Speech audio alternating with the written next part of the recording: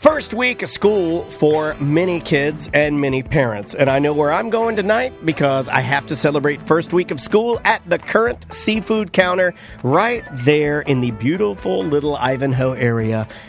Me and my daughter love it. We love the peel and eat shrimp. I love the lightly fried grouper sandwich with lettuce, tomato, onion on it, a little bit of tartar sauce on there. Get those Old Bay fries, maybe throw a little malt vinegar on there. Oh, man. And I swear to God, you feel like you're sitting right there at the wharf. You're right at the wharf. Lobster rolls, blackened fish sandwiches, Daniel That's said. what I'm getting tonight. I'm not getting the grouper tonight. I'm going blackened fish. Peel and eat shrimp, seafood pastas, salads, fried seafood, mussels, clams. I can say this. Yeah. The Dennis family has tried everything on the menu. Andrea can eat every type of seafood. She's tried all the fritters. They have these little shrimp fritters with shrimp and peppers in them. Those are fantastic. The shrimp pasta, she's had that. That's absolutely delicious. And don't sleep on their Wednesday specials. Most Wednesdays, the chef in the back, he's just like, what do we got? Let's make something cool. Yep, Curtis Earth does trivia there all the time. Mondays. I just saw they announced Curtis Earth is going to be doing trivia there soon. Like most Mondays, Curtis is setting up right as I'm there eating. It's awesome.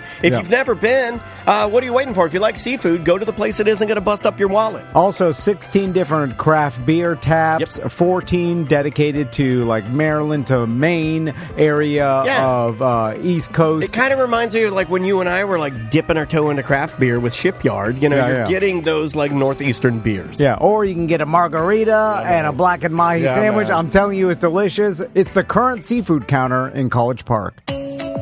Welcome to Corporate Time with Tom and Dan. I'm Tom. I am Dan. Welcome to the show, everybody. We are live on YouTube and also Twitch.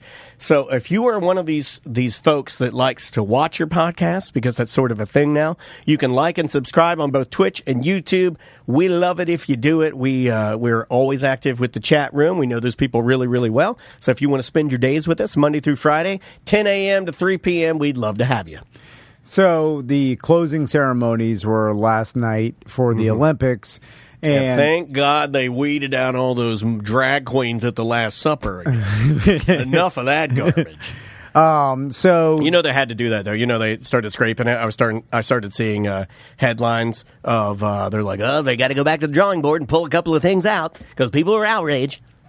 It makes me laugh. So a couple things before we talk about the actual closing ceremonies, because there were some weird. I liked it. I watched the whole thing. Things. I didn't think you would be watching it, and you know what? I bet you and I were watching the same exact part because we do this a lot, where we'll watch something, and I think some of the same thoughts were going through our brains. Were you watching Shiny Gold Insect Man? Oh, yeah, the Golden Voyager. The Golden Voyager. All right. I see. You really were watching if you knew the name, or did you start doing your research? No, That's good, man. I'm proud of you. Because I wrote it down because Crystal called me and she's like, she's like, TC, come here, check this out. I run in there and I'm watching Golden Voyager. I'm like, what the hell is going on? I was a little confused. And I'm like, but I liked it. Then they like the smoke piano comes out, the piano was dope. The guy's playing, and then it caught on fire.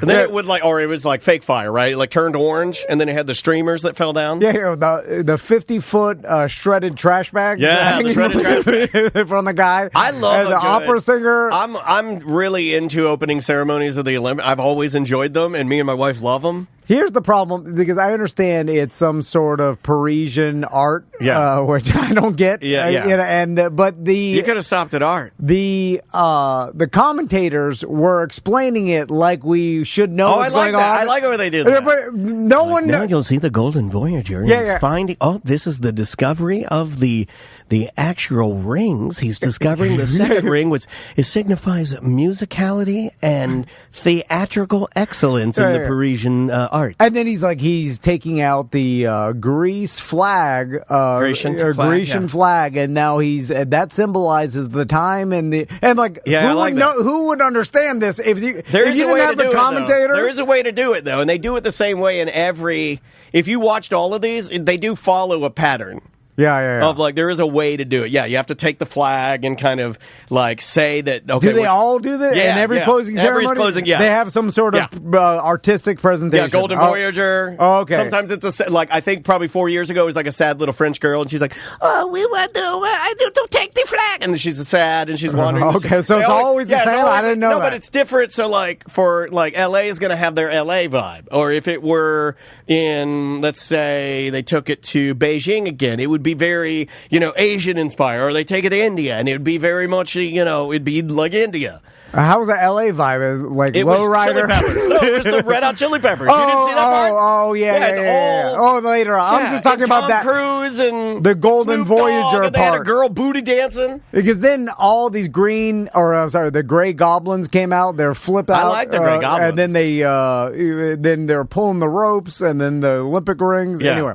So I want to talk about really what I've seen the biggest controversy is the Australian breakdancer girl, lady, bigger than 36, bigger than the gymnast who's now having to give back her bronze medal. This is a bigger, because it's more of a joke and no one really cares So I think that's why it's not getting drilled down.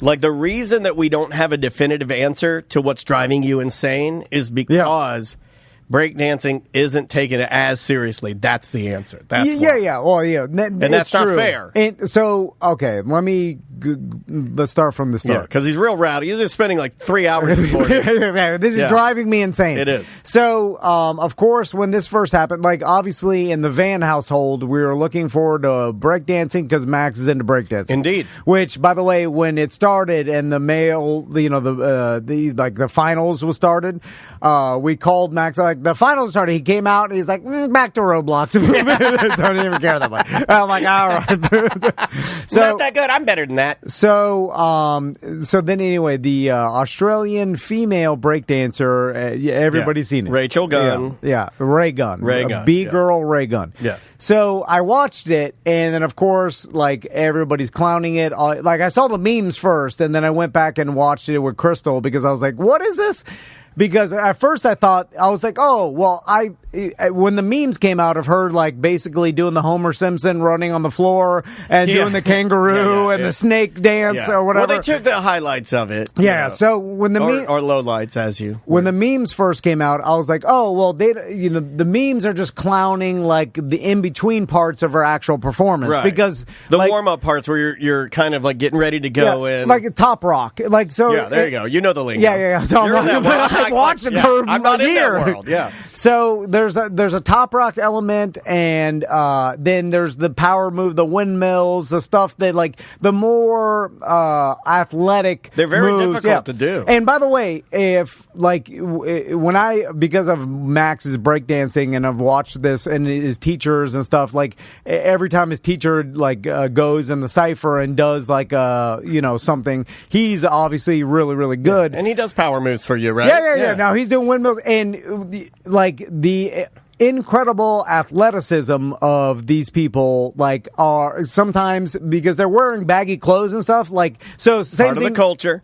Same thing with, like, when I see his teacher, he's doing a windmill, his shirt will fly up while he's doing the windmill, and he's got a six-pack. He's shredded. He's ripped. Because you need to be a really good athlete to do, be really good at breakdancing. At a top level, I would imagine. Yeah. So all these guys are shredded, really good athletes, and females as well. So, anyway, I'm watching her, and I see the memes at first. I'm like, oh, they're just clowning the top rock or, like, the artistic part, because there is that in your performance, right? And then you get into the more power moves, right?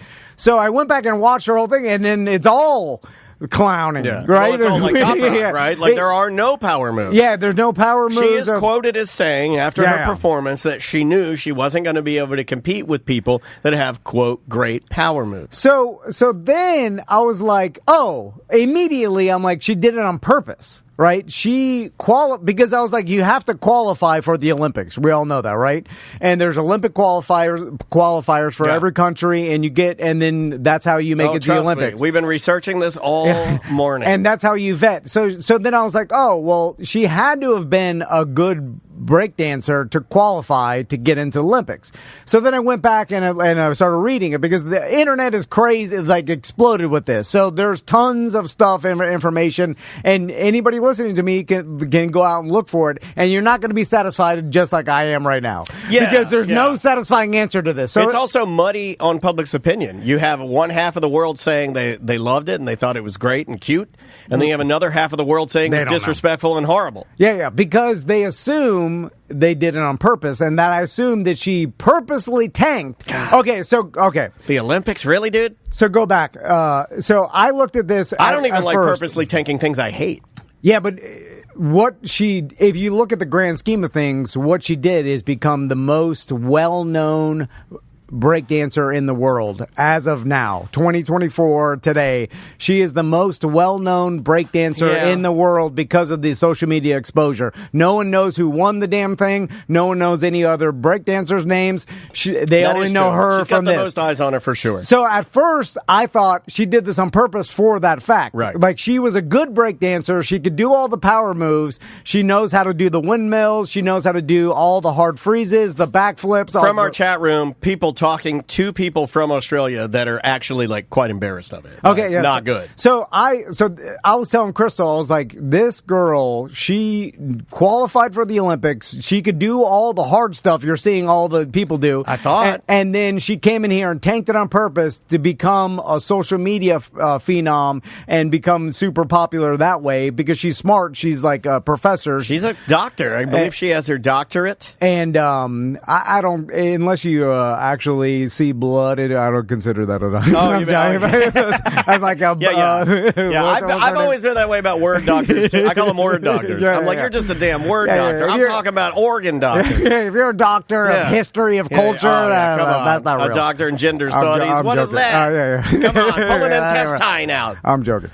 So check my cervix. So that's what. And then I was telling Crystal, I was like, this girl, she can really break dance really well, and she tanked the Olympics to become the most popular. And then I don't think so. So then I went back and I looked at the qualifying and looked at all other videos of her breakdancing, and that's it. It's all the same. It's all the same, right? So then I was we pulled like what 6, 7 of them this morning. I mean, we looked at the qualifier. We went back to the 2023 qualifier. We watched her breakdancing. The oceanic qualifying that got you into the Olympics. Yeah, and we watched her breakdance, and she won. She did. And by doing the same, she didn't do the kangaroo and the ridiculous snake, but she didn't do any of the power moves that you see, moves. Like no windmills. Only, am I correct? Only top rock. Only the setup. And then some groundwork, but like not even too complicated, right? Like a lot of stuff that would be considered, in my opinion, amateur comparatively. And listen, I've only know from what I've seen. Like,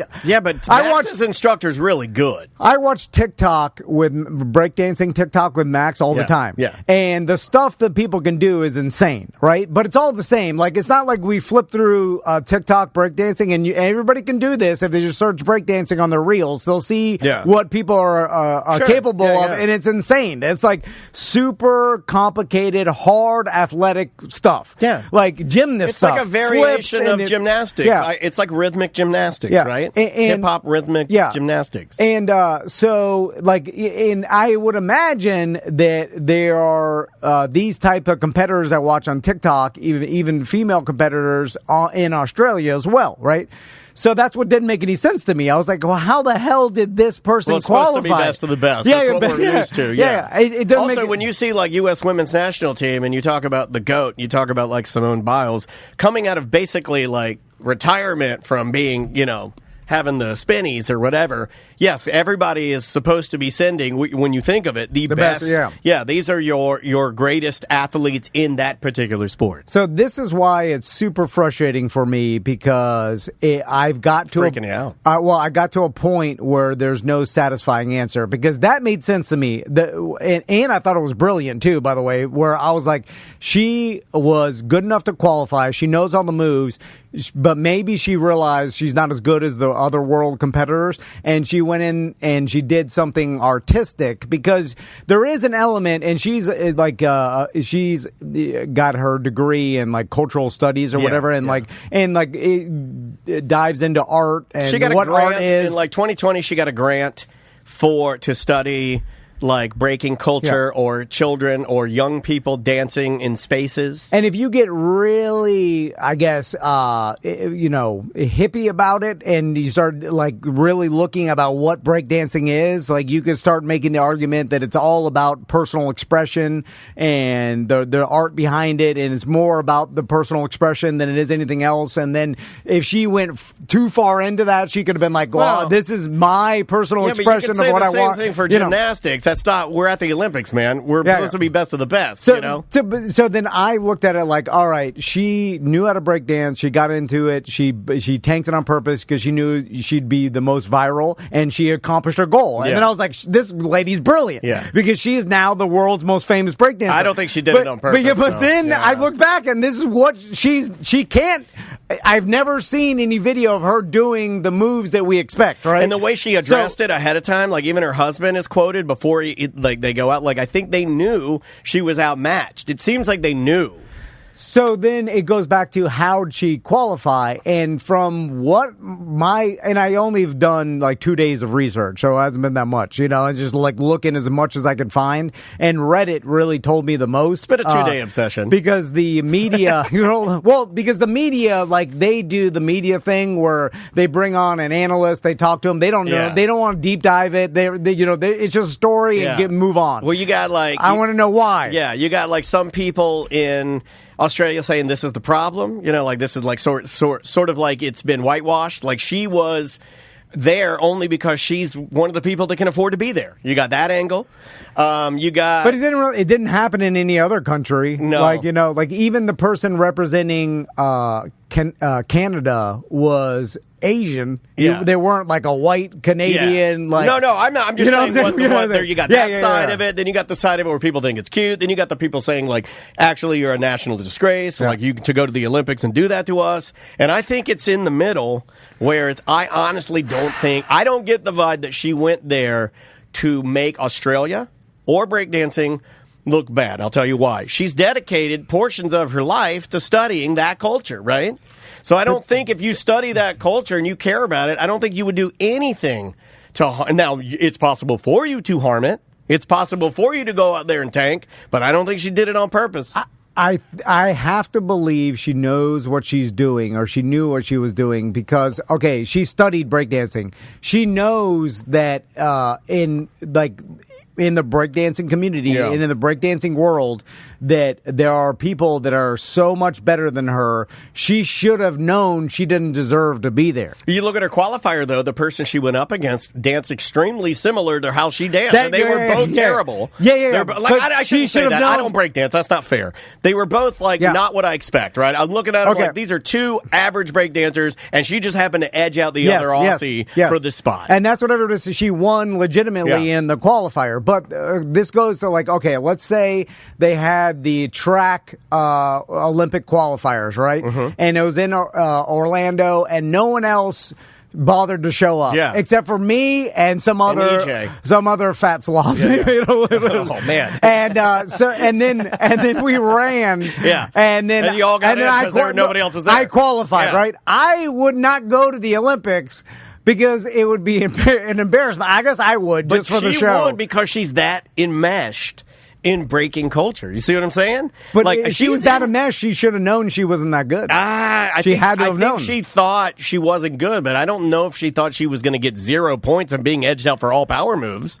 She hasn't been, right? No, because based on all the it's almost like Australian breakdancing did her a disservice, because if she's entering competitions and they're letting her get by, then your judging's all screwed up, because that's not her fault. So there is some small Reddit. I guess that you can go deeper into this, because there's some Reddit conspiracy that I read that technically the World Dance Organization there's no universal breaking organization that's gotcha. Whatever. So it's because it's new within the Olympics, they had to so there's a bunch of different organizations that from a bunch of different countries, but I guess the Australia one, technically the people in charge of it were primarily into ballroom dancing, and then there's there's a huge conspiracy that I guess they've been wanting to get ballroom dancing in the Olympics for a while, and then they let breakdancing in first because I guess marketing wise, gotta get to the kids first, and then we'll get to the old people. Yes, they wanted to, but the ballroom dancing organization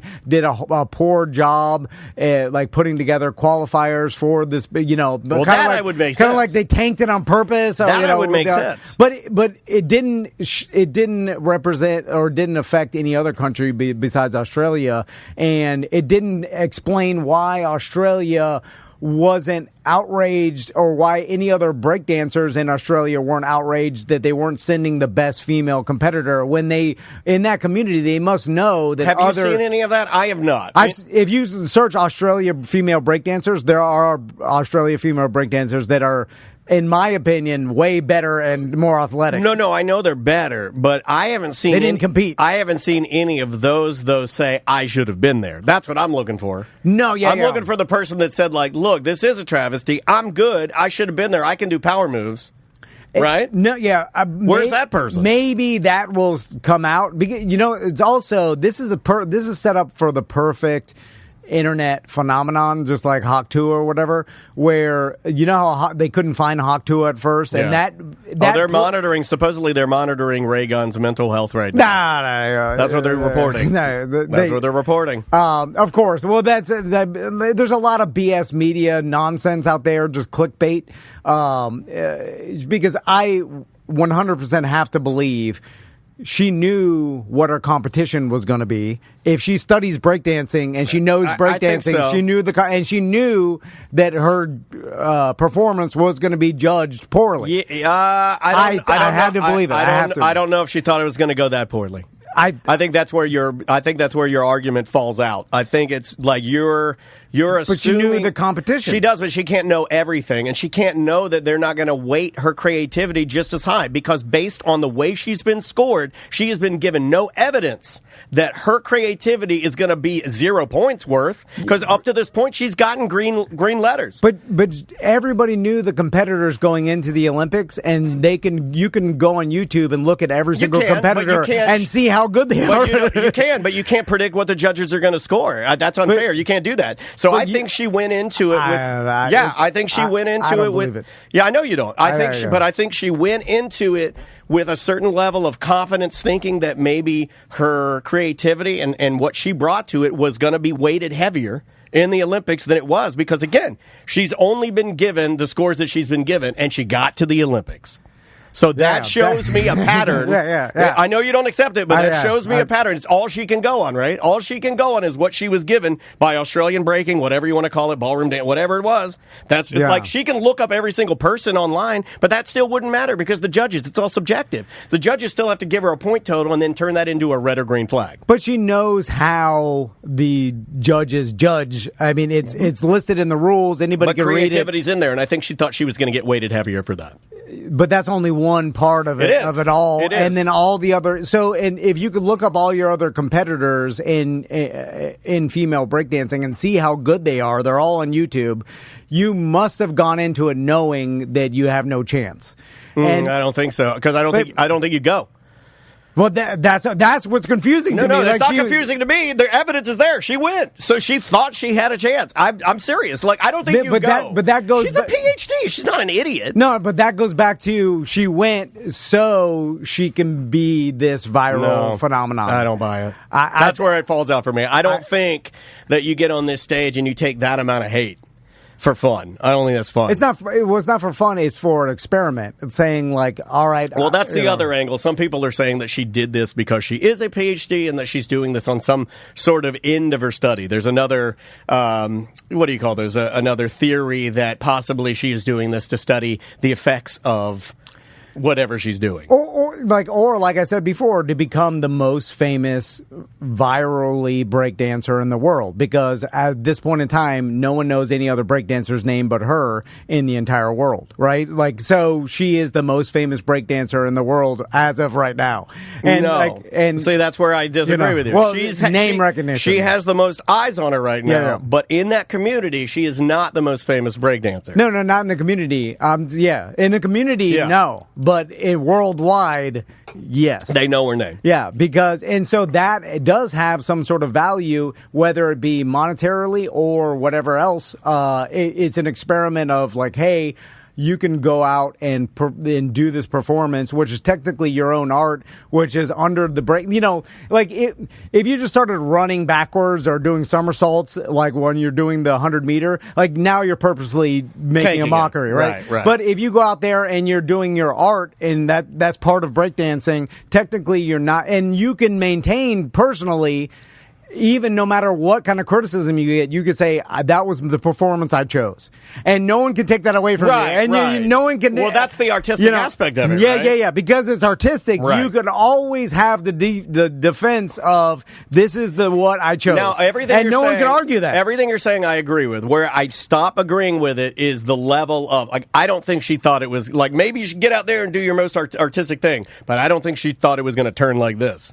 I don't think she thought it was going to get to a point where you have other leaders of other countries talking about how bad it is, But it's kind of like how do you not know if you're against? We do a lot of how do you not know on this show. I know, but I really do believe it. I know. I'm telling you, but there's a lot we don't know. So, like, if I'm in a breakdancing competition with Max's teacher, right, and he's doing windmills and this crazy thing, and then I get in there and I start doing the worm, right?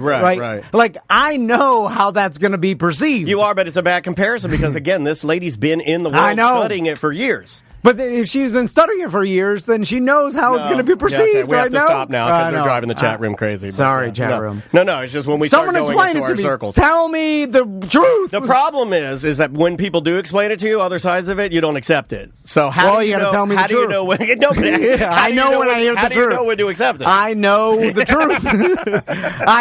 Someone has to if someone said like, "Oh, she tried her hardest, and this is the best she could do," and I'm like, can't accept it because then you shouldn't even bring it up because you're not really wanting people to answer your question. Well, then because I do think that's what happened. Well, the entire internet is like when you search in it was Ray Gunn doing this. Like there are people that believe she purposely tanked. And like just like me, I was like, this has to be on purpose. And then you look back, and there's no evidence of her being able to do super complicated stuff. And then it goes back to, well, there was a problem with the qualifiers then. And then, but then can it be all of that? Yeah, I think it could be the one qualifying event that they did. Not that many people plus of quality a lady who's showed really up. into breakdancing, but isn't that great. And I think that's what you get. And on Reddit, they were talking about they did it in Sydney and a lot of the other cities where there's like maybe more of an urban. Like Sydney's like, I guess people were saying everything gets into race and stuff, which I'm not getting into, but the people were talking about like, oh, well, they did in Sydney, and people like across the country that are in the poor neighborhoods couldn't travel to it. Correct. So that's what I was and they were too. way better, and so they held it in a place where they didn't get the best qualifiers, and now they had that, and then I was like, man, at this level. Like it seems like a huge mistake and embarrassment to like even Australia. Like if they won't neglect it again. If this happened in they booted it out of the Olympics now. It's not happening. Oh, did they? Yeah. It's not happening now. Yeah, and not in L.A. Oh, why not? There's nothing more L.A. than breakdancing. They just took it out. I know it's funny. That's stupid. They're like, hey, let's do it in France. Not sure how they determine whether or not to keep something or not. You'd think it'd be ratings based, and by ratings, I watched it. Everybody, like, it's one of the most popular memes and that's what it goes back to. Like, you could make the higher, like, if the broader view of this and say, did this lady, Ray Gunn, I forgot her real name, but Rachel Gunn. Yeah. Pretty close. Which is basically very close. That's a good very lazy nickname. No, I think it's good. You go with what you know. I'm the van man. Come on.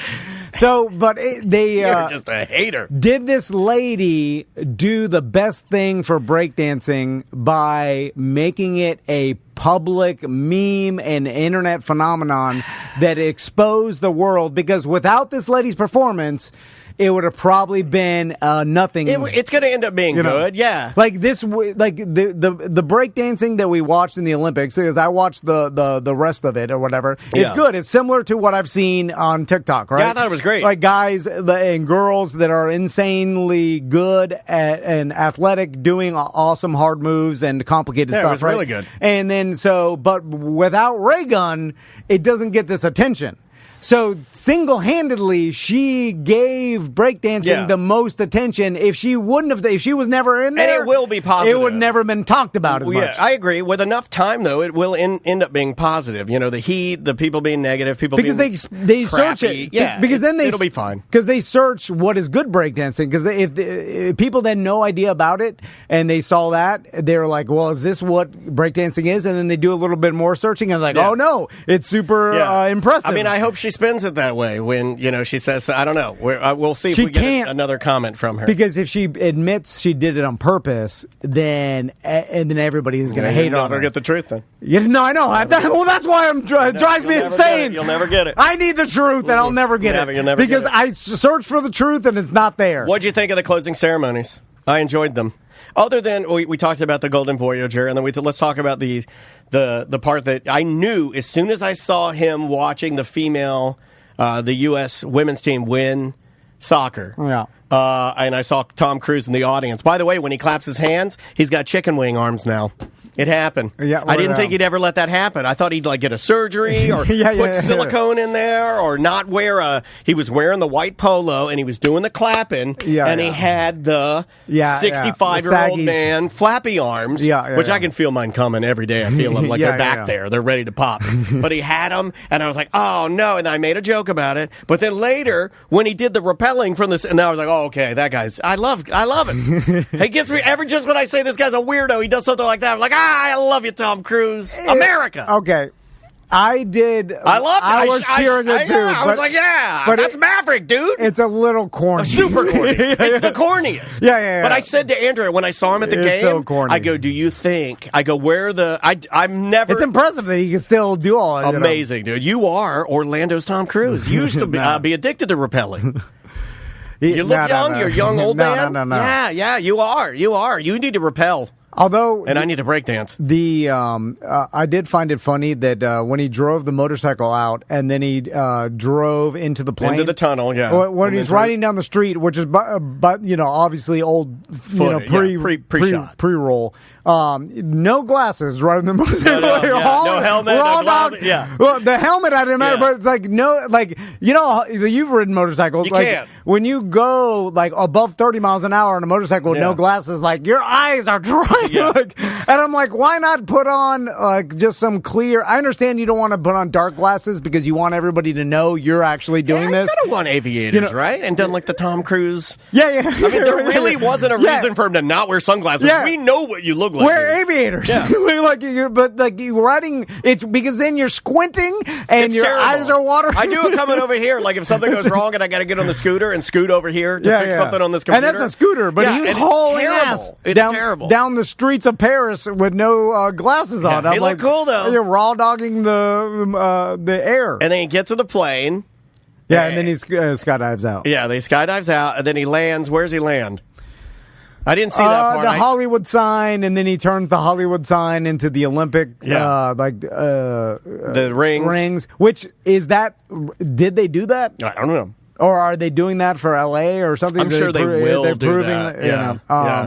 Was that like a preview to what they're going to do for LA? I think so. Yeah, they had Snoop Dogg out there, and they had a lady twerking, which I was like, well, that's weird because it was a little I'm like, whoa, hey, all right.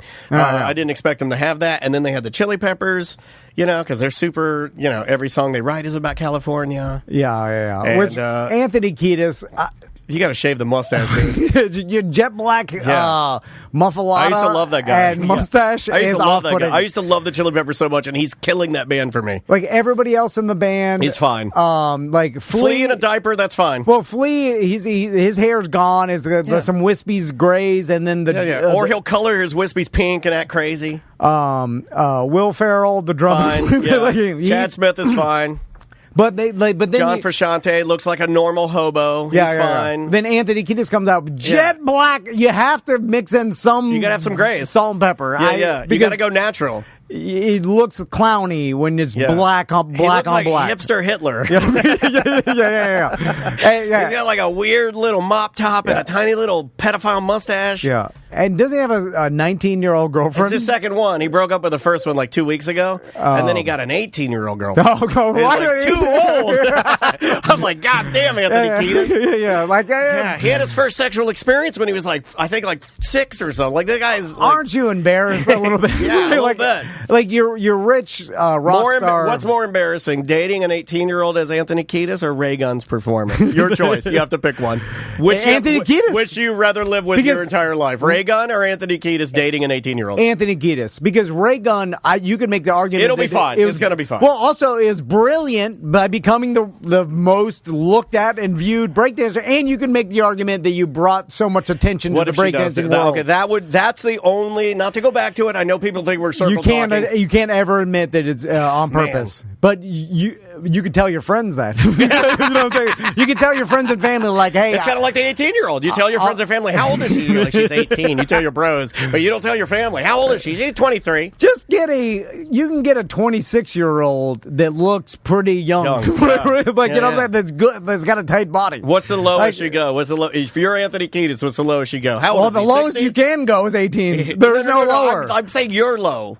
Oh, my low? You're low, the Tom Van Low. I like MILFs, so I like MILF Latinas. I want a mean-ass like Latina to whip me and yell at me. I don't like young, like skinny teen girls. Like it's just off-putting. I got you. You've always been that way. By the way, I'm looking into the camera right now. Full-figured MILF, a big mouth, full-figured MILF. He's 61. Yeah. So holy smokes. I don't mind a 29. If you're like a older looking 28-year-old, but I'll take the 28. Yeah. You know what I'm saying? Like 18, at 48. At this point, it's like you're a high school student. You know what I'm into lately? Like I'm 48. I think I like a 55er. Oh, like older? I like a double nickels. No. I like double nickels. Don't 55. Older. I like them old. No. Because I mean, you like whatever you want. Like Stifler's mother, like that lady, Julia. What's her name? Jennifer. Whatever, the lady from White Lotus. Yeah. Now, bigger, Lotus funnier. Now or Lotus and Stifler? Because in Stifler Lotus, she was hot MILF. 55. Like I want a 55. Double nickels. Dude, she was barely 40 in Stifler. Well, then how old is she now? Jennifer Coolidge. 50? Is she 55? Oh, she's in her 50s, yeah. I want a double nickels. No.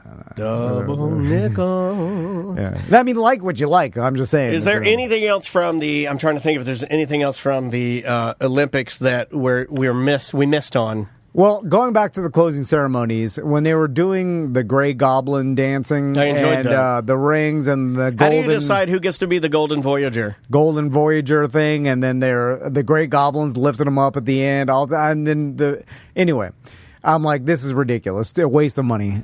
Just like the guy on the BDM page that hates those pigeons.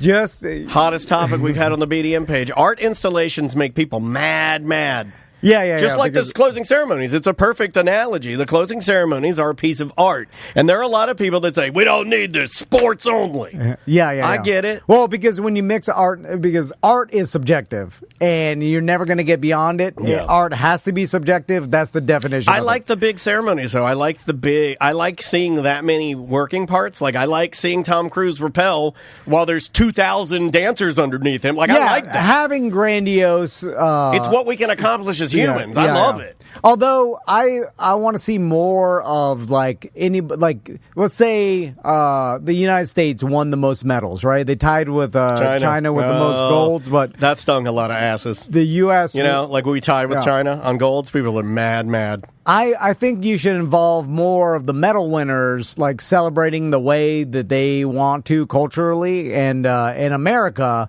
we like the good old-fashioned champagne shake. Okay. Where we spray each other with champagne. Yeah. And just have all of the American medalists down there spraying each other with champagne. It got a little crazy. Did you see that he got pushed back? Did you see that? They started the ceremony while they were doing the goblins, or the gargoyles, and then the French band Phoenix came on and were playing, and all of the athletes, the medal winners, crowded. They'd rush the stage, so all of the medal winners were asked. You could hear it on the PA.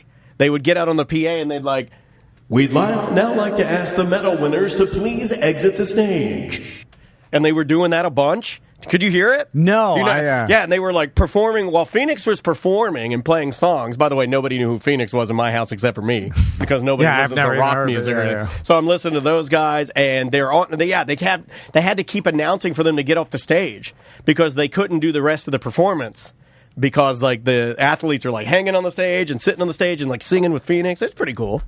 So they got to do a little more, it was a little more free, but it wasn't supposed to happen, supposedly. That was all improv and, was they were uh-oh, we're going to have to push this thing back here. I also thought, I watched some of the skateboarding finals and stuff like that, which skateboarding is always hard because I feel like the world's been exposed to insane skateboarding tricks that they watch on YouTube or social media, right? And we watch these compilations of tricks, but the problem is it's presented to us in a way that we believe that these tricks are easier than what we see, right? Because we're seeing compilations of tricks that someone tried 10,000 times and finally landed once. Yeah. And then they took and then it's not real. They put together 50 of those, and so we're watching the culmination of 10 years of work in a 2-minute clip montage.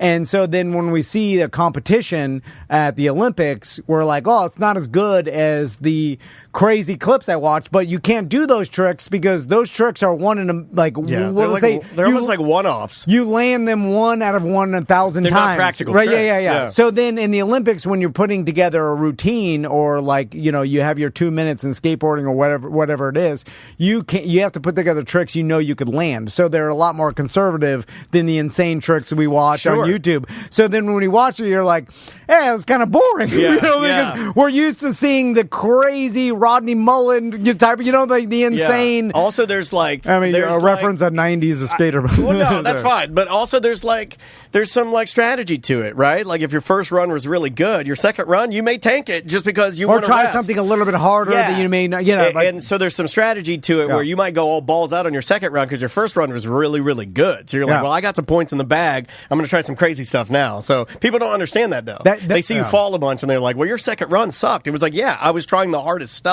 That's the problem with any judged events because everything else is time-based, right? It's that's easy for us to understand. I'm stupid. I just fastest time, right? Yeah. It's this person did it in less time than this person. I will tell you, it's easier winner. As a dad, and you better be glad if your boy continues doing his dancing, if he goes in any competitions, because I like the judge aspect in being a dad of an athlete because I can go, oh, well, the judges are stupid.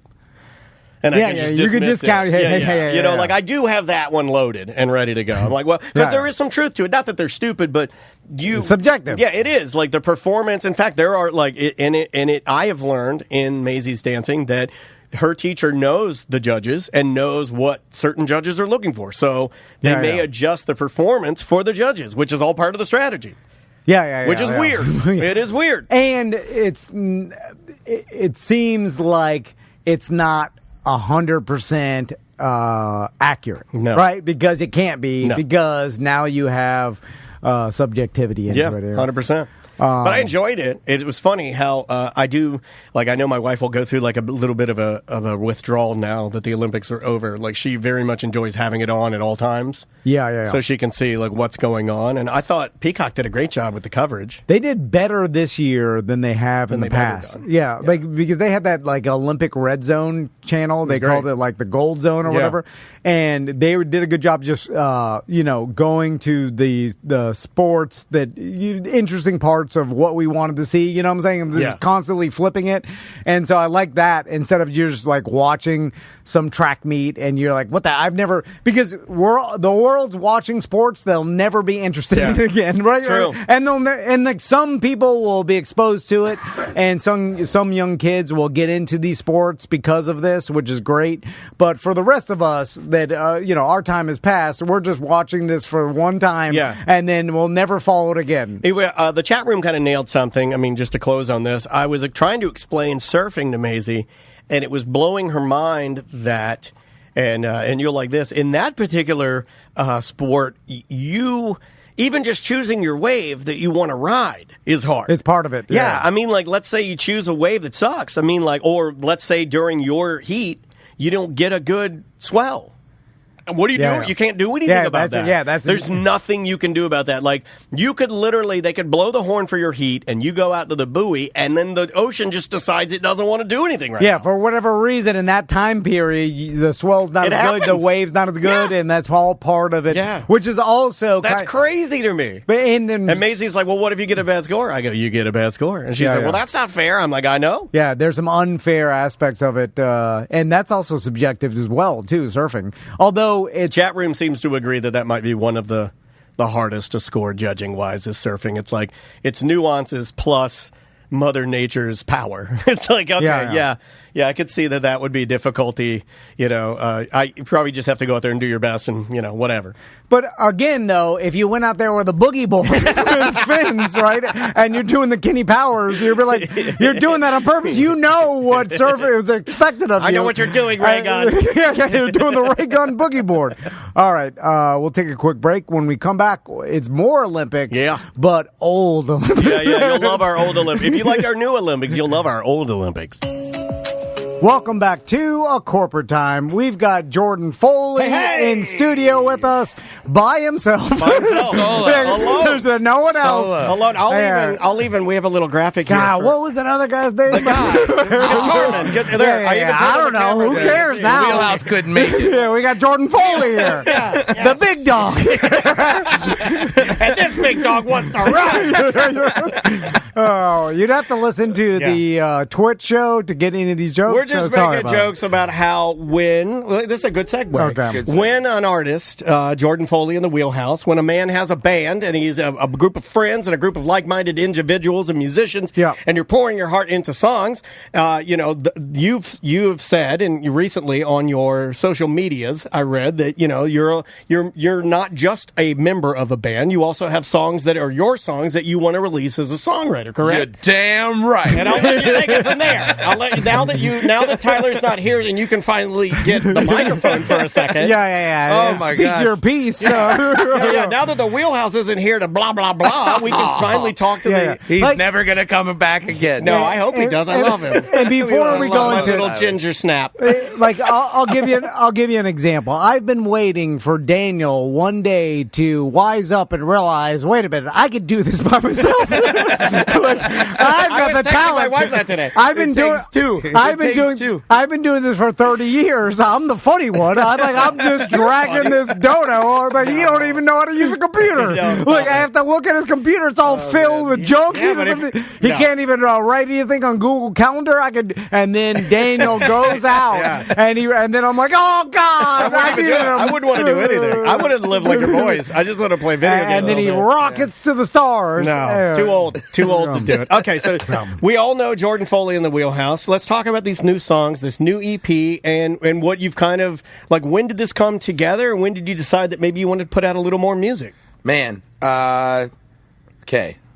This is a lot at once. Okay, sorry. Think about it. No, don't be sorry. That was great. So these songs they've been, I've written them over the last handful of years. Some of them were written during the pandemic in 2020, and I just never did anything with them. And I felt like bringing them to the band wouldn't. Oh, is it all about the pandemic? This is a pandemic album 4 years later. It's Wuhan flu. It started there. We wrote a lot of AI songs that have a lot of Wuhan flu, COVID songs, a lot of kneeling in China. They become super dated, and everybody's like, "Oh, the damn Wuhan flu again." Sorry. No. So it started then. and then I wrote the most the song I'm releasing tonight at midnight this Friday. Nice. Is called I wrote that last year when my now fiance and I started dating. We took a trip up to North Carolina. Congrats. I had a great time hanging out in the treehouse cabin while it was raining. Yeah. Super romantic. Wrote this song. I know what that means. Yeah, it was fun. The treehouse is a rocket. It was a good time. So taking that song and the handful of songs before it, there are 4. They should be acoustic. They're meant to be singer songwriter esque. And that's where I got my start in the first place, was being a solo artist. And I did make a post last week where I talked about that, where I'm like, hey, the band, the Wheelhouse and I aren't going anywhere. Matter of fact, we're working on a new album. Full-length LP right now. We have... Because a lot of people were about 6 songs we heard you drop the band...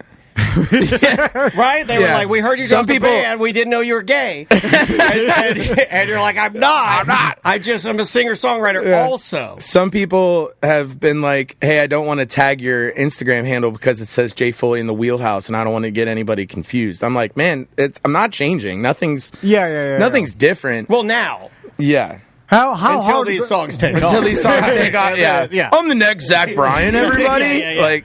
what's that like navigating? Because with your bandmates or your friends that you've been performing with for a long time, and then all of a sudden you're like, hey, I want to do this. Because I can imagine if Daniel one day come in and then Daniel's like, I want to do this podcast, but just by myself. I don't really need any input. If you got here around 8:45, you'd hear me walk through that. I do say that, but you're just not here. And then I have to sit in the other office.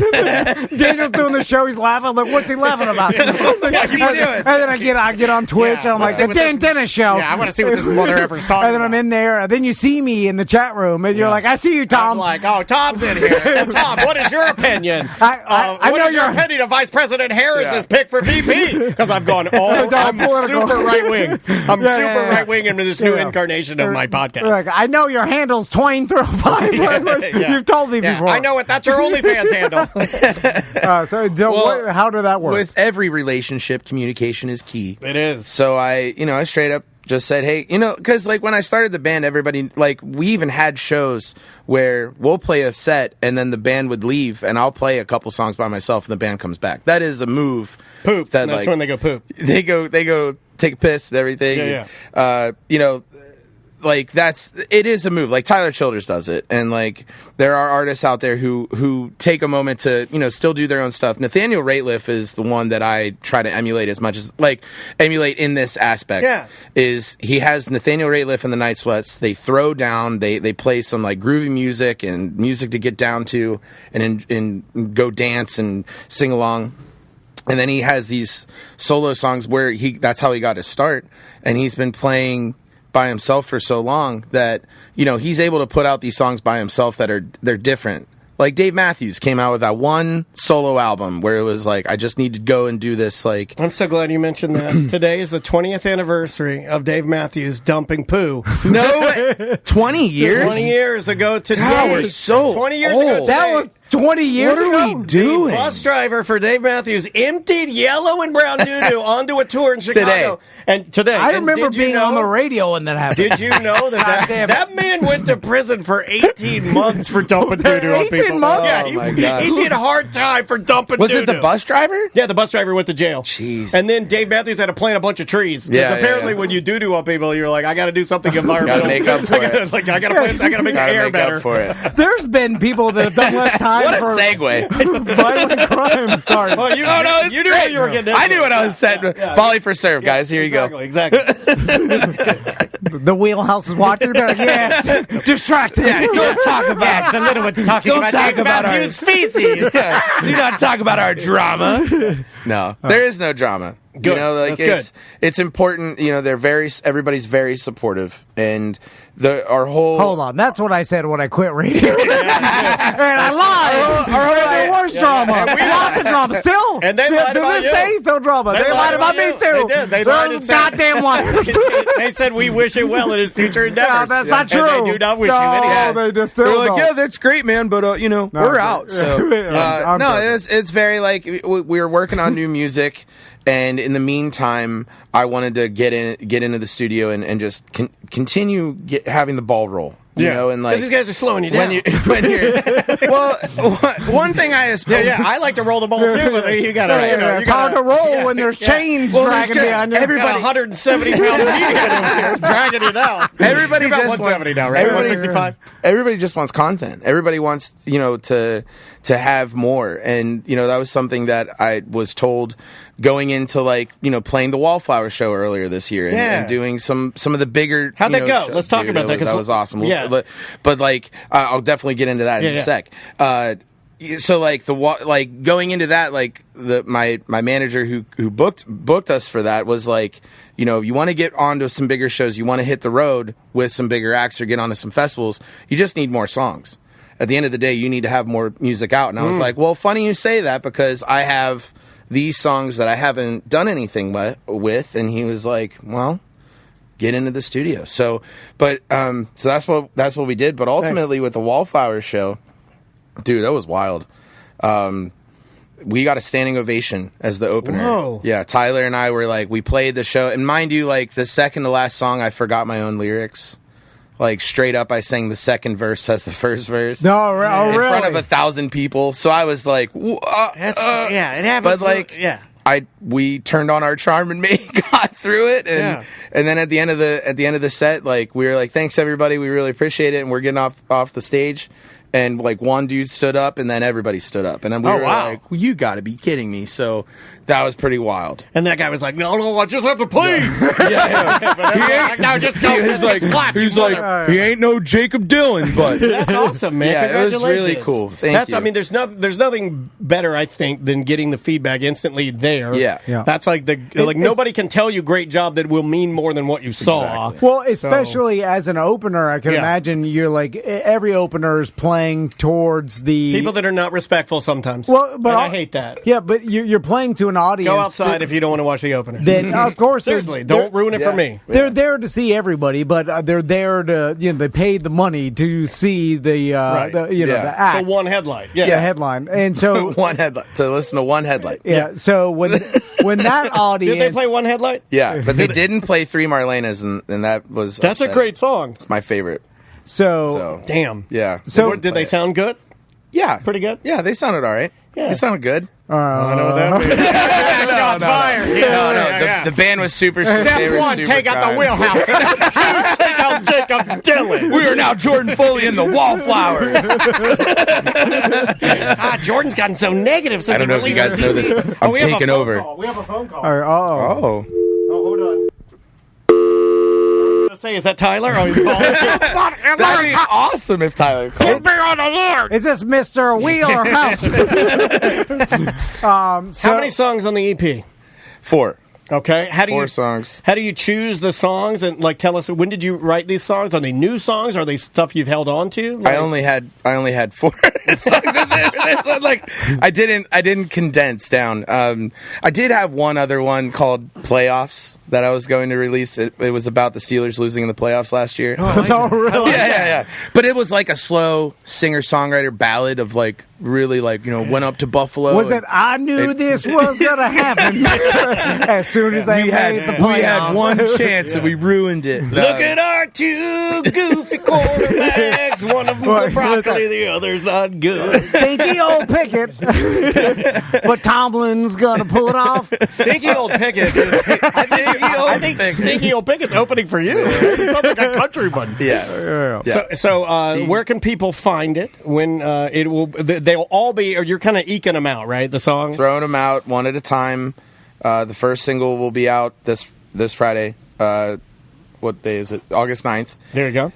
And then the whole EP will be out by Friday, September 20th. Great. So yeah. I'm going on tour around that time with my very good friend Kyle Keller. He's a singer-songwriter out of Gainesville, Florida, and we're on the same record label. Nice. And we've just been best buds for a long time, and we've always talked about hitting the road together and trying to get some shows. So we're going to be going around town. We're starting in Florida, Mount Dora, and then we're playing at Little Indies that night, September 20th. Oh, great. And then we're going to Jack's Beach to play at the Blue Jay Listening Room, which is such a beautiful venue. If you haven't been, definitely need to check out the Blue Jay Listening Room. I've never even heard of it. Oh my gosh. Where is it at? It's in Jacksonville Beach. Literally as you like drive into that like small part of Jacksonville. It's right there. I go to Jacksonville a lot to pick up women of the night. Yeah. That's the best place to go. They're my favorite. They're favorite. You know why? Because they're tough. I like them tough. Yeah. I mean, I don't condone violence, but you could smack them around. I like a lady of the night that is built like a Red Wing boot. Tough and dependable like a Red Wing boot. We actually just played Jacksonville. We did Jackrabbits a couple months back to 5 people. So it was fun. Talk about it. It was fun. What do you guys do? So you show up. We had had fun. Is it you and Tyler? Is it the whole band? Full band. Okay, full band. You're showing there. There were 2 acts before us, and then us. Okay, was there more people before? There was a solo artist and then a full band. Yeah. And then you just started leaving? No, that's my rule for dance. We ended up playing later in the night. But that's my rule for dance when I go. Look, when I go to these dance competitions, I don't care about your kid. I only care about my kid. Yeah. But but when I go into an auditorium and I'm watching thousands of kids are there dancing, I do 5 ahead of my daughter and at least 5 behind. I don't go in for her, watch her, and leave. I'm gonna go get some popcorn. You got to extend a little more to the other bands. You have to do it. That goes back to the Wallflowers show because again, we weren't there to impress the Wallflowers. At the end of the day, we were there to like play our asses off for that crowd. Sure. And I'm just very grateful we won them over. And then the same thing so like literally a month later, I opened for Five for Fighting. Wow. At the Plaza. Yeah, it was like a last minute, hey, they need an opener. And I went in and played at the Plaza Live again, this time by myself, and it was another awesome show. Is that a thing you have to think about as like a singer-songwriter or a leader of a band, that at any moment you could, especially around here, if you align with maybe an artist that's come to town, that's maybe at Will's or the Plaza, whatever. Yeah, your reputation gets out. Yeah, is it like, because I know for a fact that Elle King, who is, I guess, across over to country now. That's Rob Schneider's daughter. Yeah, Rob Schneider's daughter. Oh, really? Yeah. And she had that hit X's and O's. X's and O's. Yeah, it's a cool song, but there was a little more Amy Winehouse. Like the stuff she's doing now is a little more country. So they called her last minute to do the Dolly Parton, the Grand Ole Opry. I knew you were going. Of course, you were going there. They did the Dolly Parton birthday at the Grand Ole Opry, and Elle gets on stage, and there are really specific rules about the Grand Ole Opry. Do not mess up your chance at the Grand Ole Opry. Well, number 1 rule is you don't curse on stage. Yeah. No, really? First thing she said when they went to sing her song, she's like, I don't know the words, I'm effed up. And I was like, no. And then I guess she like sang terrible, and then a bunch of mistakes, right? Trash Dolly. It was bad. Said some bad stuff. It was bad. That's not really bad. That's not the Schneider jeans I know. Normally, Rob Schneider is usually a rock. Rob probably like switched. No. I've heard that he's a DM. Yeah, but my point being that she even says in the article I was reading that I'm not on that list anymore. So it is coveted to be on that list of like, you're on that list around here where like, if we need a guy that can support, like we need it to be similar. Like you're not going to get a death metal band to open for. It sometimes happens when the numbers aren't to the promoter's liking. I gotcha. Or it could also be put some more heat on the bill. Yeah. Or sometimes people forget too. Like people are like, oh no, we need an opener. And I'll get hit up like a week. I mean, hold on. How could you? I got booked. Don't you do this? I got booked at Will's Pub opening for Josh Card. Oh wow. Will Walker and I have a great friendship and relationship. I mean, I've played at Will's Pub a ton. So when he hits me up, if I can make it, I'll go. Because we just, I love playing at Will's Pub. I love playing at Little Indies. We have a great they're like great Orlando. Yeah, it's like The Rock. Yeah. They're our venues. Yeah, it's our local. For our city. Haven of a venue. Sure, there are companies that bring venues here, but for real independent guys, you want to go to Will's Pub. So Will hit me up at 4 o'clock to play that night, opening for Josh Card. And I didn't even know who Josh Card was yet. And I was like, yeah, I'm available. So I showed up, ended up, connecting with Josh. That's smart. He's a great dude. He now owns like a Harley dealership in it was California for a bit. Anyway, yeah, so like, jumped on board. I mean, that happens sometimes, and it helps, right? Yeah, like, to get the word out. It's happened at Tuffy's too. I mean, they've hit me up at Tuffy's to be like, in Sanford, to be like, hey man, we our opener fell through. Can you jump on tonight?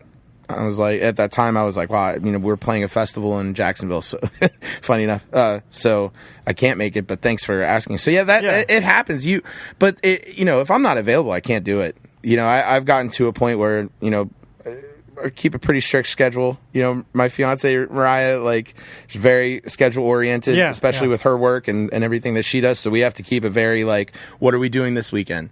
Make sure you're not right. Because of the drop of a hat, you have to be available. Well, that and like now that we are where we are, we want to spend more time together on the weekends. We both work full-time jobs throughout the week. So I've actually cut back on playing like the weekend gigs at bars. Just because of it, and I've been doing like weeknight gigs. Like sometimes I'll play a Tuesday night down at Neighbors at the East End Market, or I'll play at the Imperial on a Thursday night rather than like a Friday night with Tyler. I've been, just going back and forth and trying to do different things so that continuing I'm to still distance yourself from Tyler, making money, keeping Tyler at bay. I mean, Tyler's awesome. Who are you trying to convince? we actually, so we've officially decided that we're partnering together as like we're heading up the band together as a team, and we're very excited about the future and what that holds. You gotta have a partner. I couldn't do this without this guy. There's no way. You can't. Like I even was like ready to text him this morning and be like, "You're coming with me today." Like, Like, he's always welcome. We love that guy. No, yeah. So like it is. As soon as AI gets better, I can do it alone. Oh boy, I'm just vibing. So how was your day, Roger? It was great. Yeah, as soon as I get an AI partner, then I'm set. No anxiety. AI partner, no anxiety. So, Jordan, would you like to play us a song? I'd love to, yeah.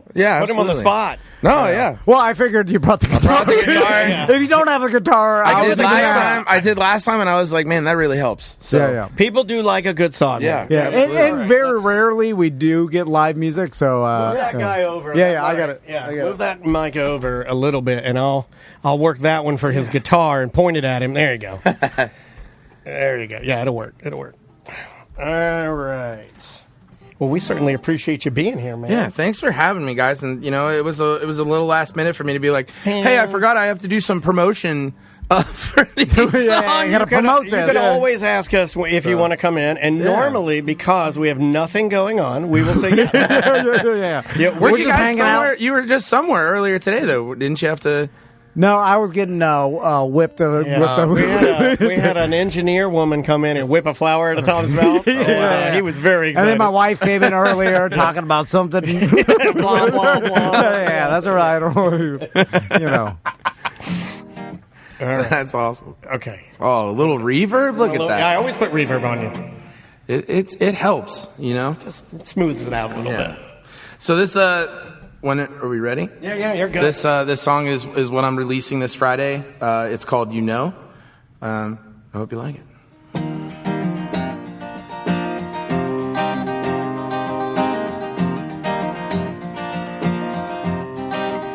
There's not enough I love yous, but I might wear them out before time catches up to us. Quick, let's slow down.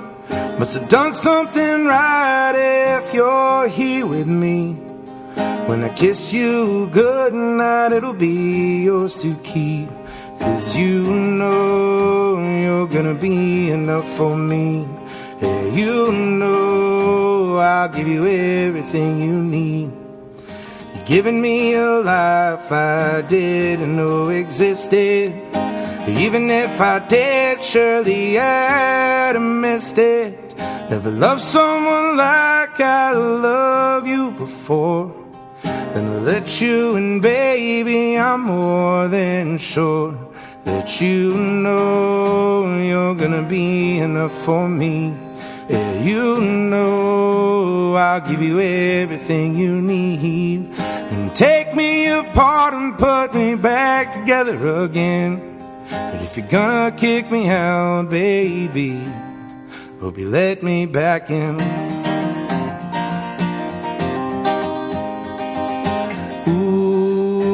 it's too early to tell if we'll make this last forever.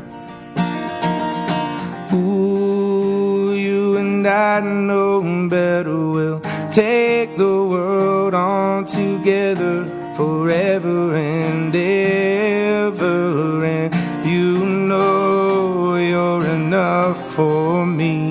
Yeah, you know you give all that I need. And take me apart and put me back together again.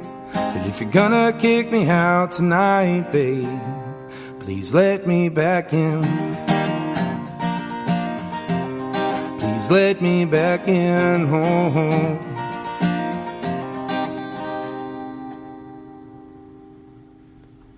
All right, dude. You have a beautiful voice, man. I love that one. That's the first one that you sent me, right? Yeah. That's like that was the one that I just so you know, because I know you like this. I think you like this feedback. Unless I love your feedback. I listened to the first song and I paused it and then I texted him. I was like, dude, that your voice. It sounds like it's. I think whoever the gentleman that helped you, Adam Sliger. Yeah, he nailed it. Like it's such a good recording. I got chill bumps. Love it. I love it so much. Well done, man. Again, search for Jordan Foley. Yep. I mean, nowadays you just put that into Google and that's very easy. There are a lot of Jordan Foleys, though. That's the problem. When I was in middle school, I played basketball against a Jordan Foley at another school in Pittsburgh. No, really? Yeah, I walked up to somebody was like, Jordan, your name's on their roster sheet. Well, when you see the basketball player,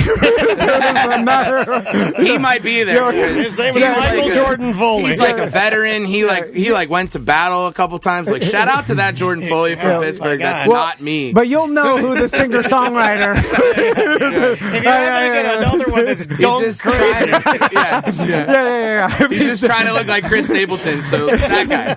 Yeah. If he's dunking a basketball, keep scrolling. It's down a little bit. Go down a ways. Oh, dude, thanks so much for coming out. We love it when you come in, dude. Please give Tyler some love as well. We'll do. And guys, that's it, right? Well, we'll see you in a minute. Yep. It is a corporate time with Tom and Dan. I'm Dan. I'm Tom. We are live on Twitch and YouTube right now, and you can join us every single Monday through Friday. Just search Tom and Dan live on Twitch or YouTube, and you can, watch our faces as we talk. Mm. Dino Jimmy's here. Hey! How you doing, Jimmy? Having a dino-tastic day? How are you guys doing? Oh, Jimmy! Always fantastic around here. Man, we haven't seen you in a minute. Why has it been so long since we've had Dino Jimmy in studio? Oh, Dino Jimmy's busy. He's also a superstar. Yeah. You're a superstar. You're a mover and shaker. By the way, you have a way cooler job title than I do because I heard you introduce yourself to one of our other guests. You're like, I'm a local paleontologist. And I'm like, well, that's cool. That sounds cool. He's a local podcaster. Yeah. You're like, no. Everybody's a local podcaster now, including you probably, right? Do you have a podcast? I do, in fact, have a podcast. Tell me about it. It's called Dinosaurs Will Always Be Awesome, and I'm on all the social medias at Dinosaur Podcast because it was available and I took it. There you go. And so the episodes that I've done, I've always been interviewing other scientists and researchers and people who have, fall in love with dinosaurs at some point in their life and now take it as part of giving something back to the world. So, I've been a little slow on the episode release lately because I've been focusing on other things because Dinosaurs Will Always Be Awesome has actually kind of evolved now into a mobile dinosaur museum. So I haven't been around because I've been than a podcast, around. A mobile museum, Tom. People love the podcast, though. People love talking about it because everyone has a cool dinosaur story. We love to talk about these amazing animals. Yeah, we have some listeners of your podcast in our chat room that say hello and that they love your show. What up, Twitch? What up, YouTube? Well, hi, everybody. It was interesting. Since the last time we talked to Jimmy, I was in Moab and I saw some dinosaur footprints. And I got to tell you, I saw, it's like, hey, there's dinosaur footprints on this rock up here. By the way, it's just on the side of a road, which is crazy. So it's not like... Yeah. You would think it would be the... is there a plaque or anything saying, like, hey, dinosaur feed? Or there's a little plaque that talks about it, and but just like you walk down this little trail, it's on the side of a cliff, and there's some... How big were the feet? They're like the size of paper plates, and I'm not sure what dinosaur... paper plates. Like about the size of a paper plate, the footprint was, and it was just up the side of a rock, and it's almost unreal where you're like, no way. You didn't tell me this. I'm a little bit fascinated. Would we have any idea of knowing how big that dinosaur would be with his feet being the size of paper plates? There was some plaque that talked about what kind of dinosaur it was. Jimmy looks like he knows. It wasn't a raptor or anything. No, I love it. I love hearing your perspective on this because, I can go to these things and, I look around and I'm in awe of these moments where we get to actually connect with these ancient animals. But I always love hearing other people's stories about how much they enjoyed it. So you saw these footprints. Yep. Were they more like, did they look like giant bird footprints or were they big round kind of things? You said they're like dinner plates. Yeah, they had 3 digits and they kind of it looked like the heel wasn't pressed in. So it was like walk on their toes. They walk on That's a nerd. That's a nerd. That's a nerd dinosaur. That dinosaur's never kissed a woman or man. Although we did now find out that they had the most buxom of lips. So those 3-toed claws belong to a kind of dinosaurs called theropods, and that's the group that includes things like T-Rex. And if you were out there in Utah, very possibly could have been something like an Acrocanthosaurus, which is like a really big, angry carnivore with like spines all down its back. It's a really cool looking thing. Yeah, man. But we find those footprints, and you want to talk about how big they are and how fast they are. By looking at those footprints, we can determine like how far apart they are. We get the stride length of the animal, and then we can tell you how tall this thing was, how heavy it was, and how fast it was moving. Whoa! There was a place I went to in Glen Rose, Texas. It's this really gorgeous place. They actually have the original dinosaurs from the New York World's Fair ended up there. So the T-Rex and the Brontosaurus are right there. It's like, oh my God, these are here. No one talks about these things. That's crazy. They have a section. It's in a river, so you walk into the river. And you're stepping into the footprints of dinosaurs. They're not worried about the erosion of the river? They've been there hundreds of millions of years so far. Now, erosion can be a significant factor if they didn't have millions of these things here already. So there's like, no, you guys, we're not affecting anything. The river was already here. The feet were already here before that. Here. So we're not changing anything. Yeah, leave it alone. Just don't go out there and be a jerk. So I put on an inflatable Triceratops costume and galloped across the seas. Of course. That's what you're supposed to do. I felt, we're going to save it for the next time? Come on. But this place is called the Ballroom, is what they named it, because there were so many footprints in such a dynamic area. You could actually see from like the ridges up on top, oh, this is where a bunch of long-necked dinosaurs got ambushed by some carnivores, and they were fighting everybody off, and you can see where the carnivores scattered this way, and then, like, the sauropod feet are a little bit slower because they're limping at this point. So you can see just from, and not even bones here, just the evidence of these animals that were here so long ago, and just watching all this, it's such a cool thing to see. Well, Jimmy, before you brought a bunch of stuff to show us. Before you show us, I want to ask you a question because I was talking to my kids. I constantly tell them how the Earth was made and about the science of you're so intense of the universe, which the misinformation they're absorbing, but they're getting the gist of it. They kind of understand. Anyway, so I often tell them, I'm like, well, if that asteroid never hit Earth that caused the dinosaurs to go extinct, like human beings may never even be here, because we never would have evolved. The dinosaurs would have eaten us or eaten any sort of primate that ever got to a point. Because the dinosaurs have ruled for millions of years. Yeah. And they were killing it. And most likely they would have kept, they probably would have changed and some of them would have died off, but I don't think there would have been humans. So I'm interested to hear your take about it. So when the extinction event at the end of the Cretaceous period, so the time of the dinosaurs is what we call the Mesozoic. When you look at all time, we've got Paleozoic, which means old time, Mesozoic, which means middle time, and Cenozoic, which means recent time. Guess which one we're in? So the Mesozoic was the time of the dinosaurs. At the end of the Mesozoic, like the last chapter of that was the Cretaceous period. That's when T-Rex and Triceratops and all the cool ones are floating around. The Earth was going through a bunch of different things at that time. So we not only had this really grand assortment of animals of all shapes and sizes over the world, but there were a lot of other things going on. Like we had these places called the Deccan traps and the Siberian traps. These are just open pits of toxic gases that are kind of spilling out from underneath the surface.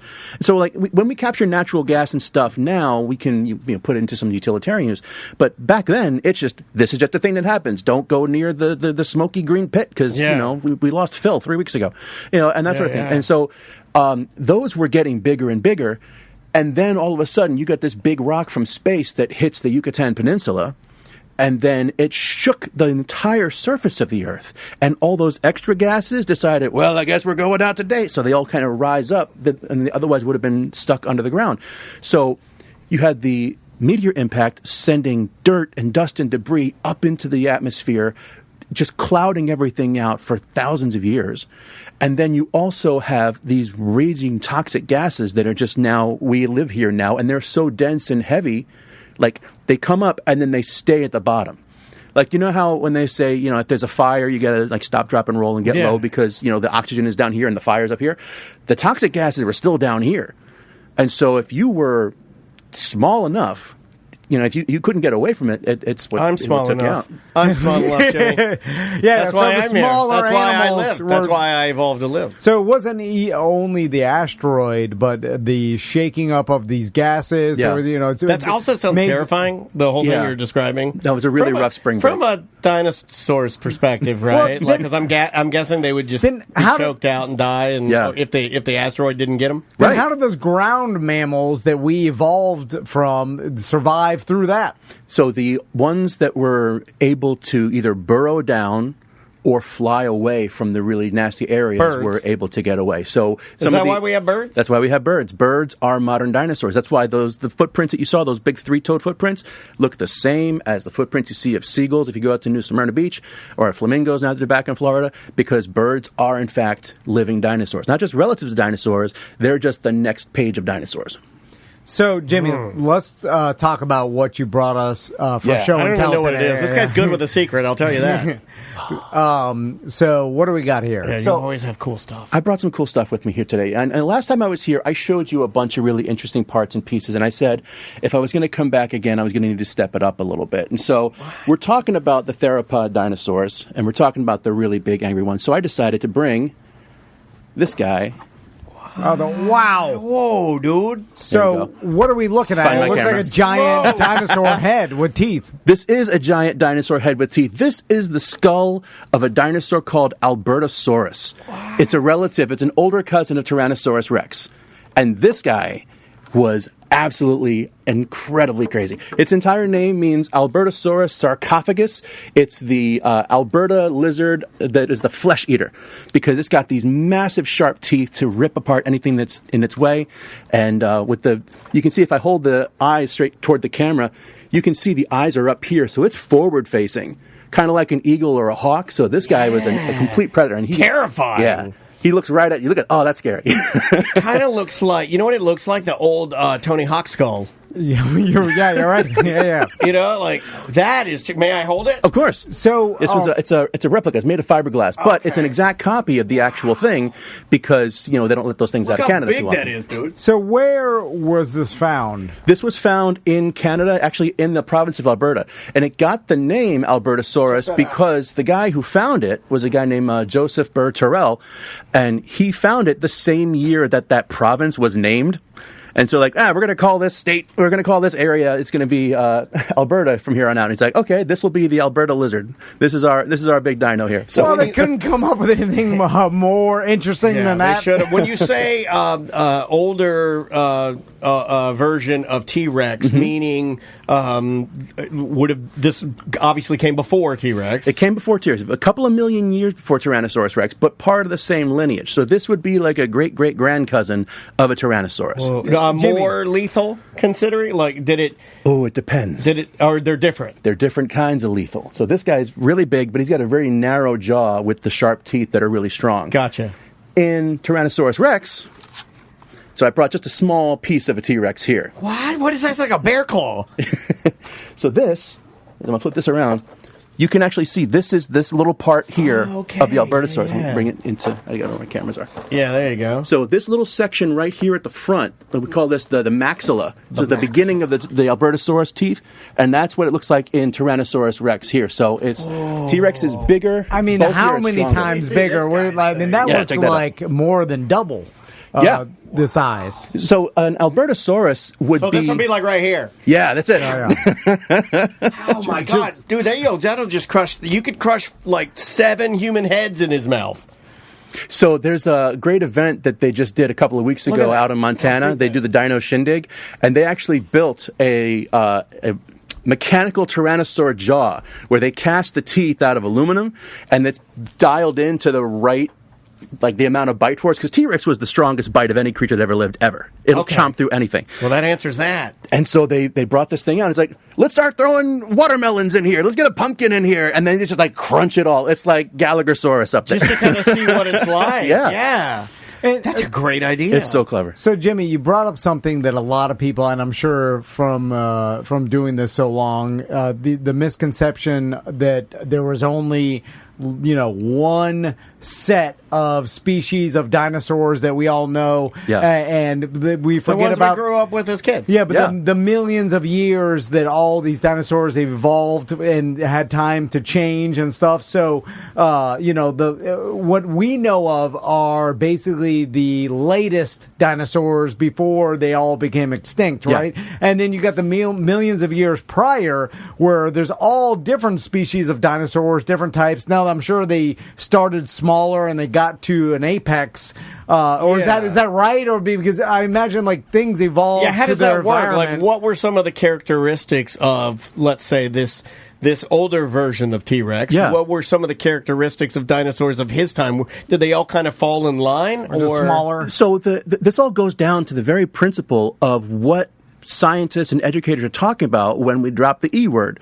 When we say evolution, it's the adapting of animals that are able to survive. They've got the right features. They're able to endure a changing climate, a rough weekend with other predators. Right. They're able to attract enough mates to carry their genes along. Sure. And that's what it is. And then over a long period of time, a couple of things that are different about this one versus that one start to show up in future generations. So the process of evolution is just, hey, were you cool enough to survive that week and then carry your genes forward? And so that's why we see things like the D-shaped cross-section of the teeth in Albertosaurus, which make it really, really strong. It's like biting with a suspension bridge. Like it's able to withstand incredible pressure on the teeth without also breaking its own jaw. That's interesting. So those kind of things kind of carry it forward. It's interesting that, that's crazy, dude. Now, speaking of evolution, I get a lot of my science knowledge from 90s sitcoms. And TikTok. And there was a 90s sitcom called Dinosaurs that I'm sure you're familiar with,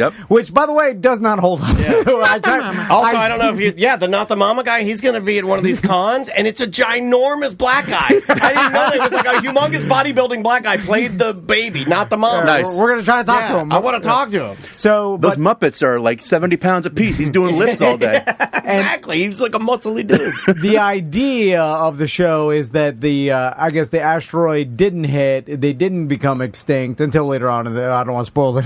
But got canceled. And then all the dinosaurs got smarter and then built houses, and they basically became dinosaur humans because they eventually got more intelligent.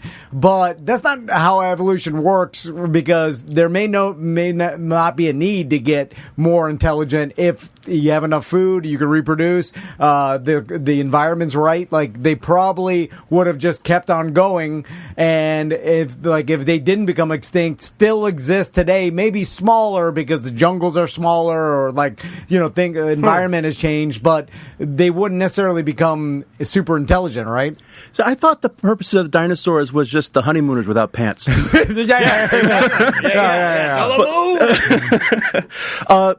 So there was a scientist who passed away a few years ago. His name was Dr. Dale Russell, and he created a model of something called the dinosauroid, which would be one of the intelligent dinosaurs, so something kind of like a raptor that had a large enough brain, was able to figure out how to use tools and different things like that, and how its body would change over time.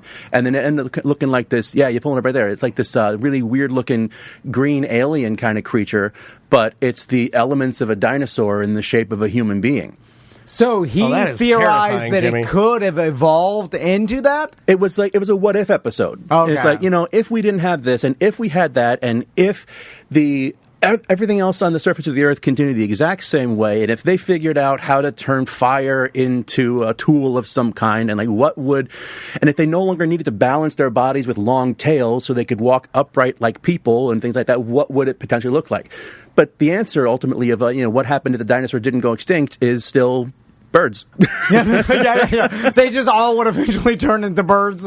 So not all of them. Not all of them. So we got one branch that actually, so like the T-Rexes and the raptors and all those kind of the three-clawed ones, those are what we call the avian theropods. That's the group that ended up turning into everything we call birds. The other ones, like the Triceratops and the Apatosaurus and Stegosaurus, that line didn't have the capability of flying or running fast enough or getting away from certain things. So those non-avian dinosaurs are the ones that all went extinct completely. So there won't be another Triceratops or anything like that again, unfortunately. But the little bits of the DNA of dinosaurs like T-Rex and Velociraptor still persist every Thanksgiving. The dinosauroid, am I saying that Dinosauroid. Right? Dinosaur, that's terrifying. Yeah. It is terrifying. It looks like a straight up an alien because some of them are communicative and have like language and carry like bags and have tools. And have like axes and like. They have a man person. Yeah, they have a man person on. Yeah. It would be a satchel.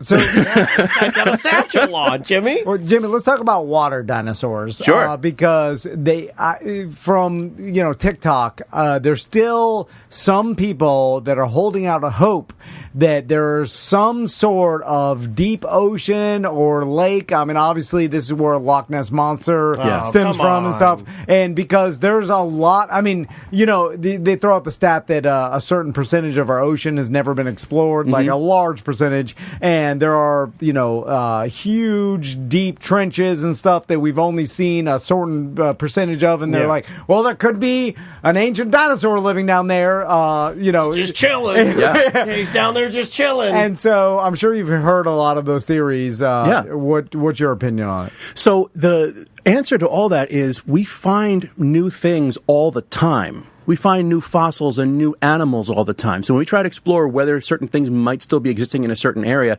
there's a question of we need at least 50 individuals to carry on for an ecosystem. So if you can't find just one Loch Ness Monster, you need 50 Loch Ness Monsters. Otherwise, they're just not going to be able to breed and carry things on. But when we go out exploring and we find new things, we can change our complete idea of what these animals were. And that's one of the reasons you guys haven't seen me in a while. So back in April, I was part of a study we published on a new kind of marine reptile that we uncovered that was actually discovered. Parts of it were found back in 2016, and the most recent pieces actually was found by an 11-year-old girl who told her dad during COVID, like, I just want to go outside. I want to go fossil hunting for the weekend. Can we go do that? And dad's like, yeah, sure, we'll go out. And they go and they pick up this huge rock.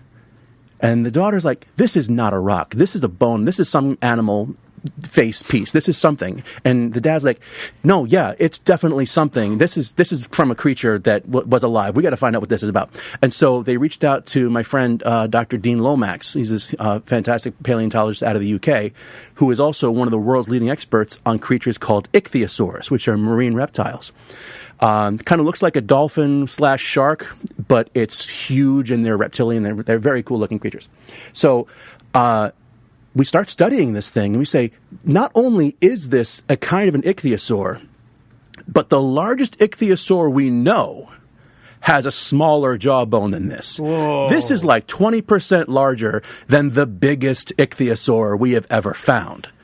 And so this is one of those things where, you get the call from the 11-year-old and her dad, and then the guy, puts the phone down, and he has to take his glasses off and hold his hands, right? Exactly. Like, oh, my God, he's the biggest ichthyosaur we've ever seen. Yeah. He's like, oh, my God, do you know what this means? So I brought a miniature version of the first bone that Dean and his crew found in 2016. And so this is part of the jawbone. Now, it's a miniature version, so this is less impressive. But this entire thing is just a little piece of the lower jaw of this creature. And this entire bone would be the length of both of my arms. So it's about 5 feet long. Yeah. And so this is part of what we call a surangular. And if you look at it, there's a little groove on the inside part. That's kind of that would lead into where the jaw and the teeth would be. So this is part this little area. Yeah. So that's at the back. That's a muscle attachment point. And then if you carry on down, toward the mouthpiece of the pipe looking Pete, that right there, that groove, we call it a McKellen groove, that continues down the jaw, and that's where blood flow and the teeth grooves and things all are. And so Dean had that, and we're like, we don't know what this actually is. This is a big kind of ichthyosaur, but when you find one, that's a cool one-off. you got to find another one. Whoa. And that's what Ruby and her dad did. They found a much longer, much more complete. No, this is, again, miniaturized version. This one is almost 2 meters long, 2.5 meters long. So this creature is gigantic. Based on the shape and the structure of this, and comparing it to the jawbones of other kinds of ichthyosaurs, we scaled this up. This thing was probably, very likely, very possibly, about as big as a blue whale. Wow. A dolphin shaped blue whale. Yeah, so here it is right here. We named the creature. We all put names in a hat, and they kind of took my name. So it's Ichthyotitan severnensis is the name of this creature. Ichthyotitan. It's this huge marine reptile. You got to name this? Yeah, I got to name it. Oh, that's awesome. And here it is alongside a blue whale.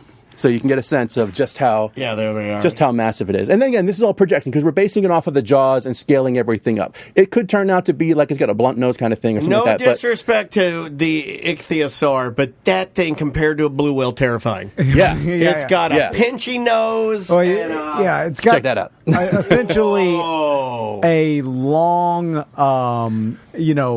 teeth mouth. Yeah. And he's got a belly like mine. It's a this big, kind of looks stocky... like Jim Colbert if you turn it to the side. Yeah, check that guy. It kind of has the body of a sailfish a little bit, like with like 4 arm fins, 4 big paddles around the outside. Yeah, and it's a could dolphin. It haul ass? It could. So a lot of the ichthyosaurs were built for some real solid speed because their tail ends like a fluke. So their spine goes all the way to the like end an of the airplane, tail. like a big airplane. And so like a little part of the top of the tail kind of split off right there. But they could, if they needed to, they could wing their tail up real fast, and they could actually reach pretty incredible speeds. This guy lived at the end of the Triassic period, which was that first chapter of the dinosaur age. So it's not a dinosaur. It is not a dinosaur. It is a marine reptile. And so this guy lived at the time before the Atlantic Ocean existed. Like the Atlantic Ocean was just starting up when this guy was swimming around. Wow. And so marine reptile insinuates that it breathes air. Yes. Yeah, okay. Yeah, so other marine reptiles, because we find ichthyosaurs, and we find them very largely complete in many cases. So you can see the internal gut remains. We've seen some that actually had babies inside. We found some that died during childbirth. Oh, my God. Possibly with, like, cholera and tuberculosis. Oh, father, fetch the... Exactly. It was a terrible time. Yeah. Tough to be a woman. They coughed into a handkerchief and saw blood and walked away. So you see them, and you can also see that they have these nose holes and the nostrils on the top of the skull, so they would breathe reptiles. Like their closest living relatives now are Komodo dragons and monitor lizards. Really? Very similar to those guys today. That's in the same, kind of like how birds are dinosaurs, monitor lizards are kind of... So they can hold their breath, obviously. For a long time. They would pull in a big breath and then take off. That's it. That's dope. Well, let's talk about finding fossils. Where did this girl find this fossil? Just washed up on the beach? So there are a lot of places where you can go fossil hunting around the world, and every place has different rules for it. Florida has some pretty interesting fossil hunting rules. I'll get into it in a second. Is that where you got to get the license? You got to get a permit from... We have one. Yeah. Andrea did it for Maisie. Maisie has a permit for fossil hunting. It's so great. She wrote into the government. I know. Whatever I find is mine. That's Florida law. But those are mostly the rules. My pop told me I don't need a license to put in a new kitchen. If you find anything at the end of the year, you have to write it down and send it in. Right. And we did that. Yeah, we did that. Yeah, so it's $5 for the permit. Yeah. And then you're good for a year. And then and whenever you find something, first off, it's from an invertebrate. They don't really pay much attention to it. So you can get buckets and buckets of shark teeth and ray teeth and all that, ray bars and all that stuff you want. Enjoy it. Have a great time. But if you find something from a vertebrate creature, so like mammoths, mastodons, the woolly rhinos that we had around here, if you find those things, they want you to let them know. Like most of the times, if you find a really cool mammoth or a mastodon, they'll just be like, "Oh, neat. We got like 50 in the back, so enjoy that. Put it over the mantle there." And so like it's really more of a, "Did you find anything cool? Thanks for letting me know. enjoy the rest of your day. That's how Florida treats their fossils. Yeah. Okay. Now, where are you most likely to find one in your experience? That's a good question. Because shark's teeth, right? From what I know about shark's teeth, all on the West Coast, basically, around Naples, Sanibel Island. Yeah. All of that, for whatever reason, I think it's because of how the oceans. We did pretty good in Peace River, though, just based Peace River is that's where I like to go the most. Yeah, we did really well there. And every once in a while, someone will find a mastodon tooth. Usually scuba divers, because it's obviously in deeper water or whatever. But where could we find, or most likely find, a cooler fossil? You just mentioned the two best places that I can recommend here is when you go out to like Venice Beach area, like Casperson Beach and things like that. I have these special rakes that are just kind of like they look like frying baskets at the end of a mop, and you just kind of grab the sand and shake it all out, and then you'll see the shark's teeth and little pieces that you find. And people are so excited about finding the largest megalodon tooth you can. I get excited about the little megalodon teeth because Florida was one of the only places in the world that was a megalodon nursery. And so baby megalodons were born when Florida was still underwater and we were a shallow sandbar. So little baby megs could come out here and they could hunt more easily. They were protected from other predators. And then as they got to be these gigantic sharks, they moved out into colder waters and just started tearing stuff up. Our friend EJ is a big fat baby megalodon. You just said baby megalodon. All I can think of is my friend EJ, big fat EJ. Let's start calling them Baby Meg. Baby Meg, yeah. Baby Meg. All those in favor, vote in the chat room now. It stands. Change your Twitch name. Motion passes. You got to put some tape on a picture of Jason Statham. Next time you see him, just slap him on the back with it. Baby Meg. So he's got a little Statham going with the Meg. Meg. But we've all heard, and people have, you can find tons of shark teeth. They're lousy with them in like Venice Beach and stuff. To the point where you find so many, you're like, not interested anymore. I will say I got hundreds. We had a good run at Peace River last time. I thought, one time we got skunked.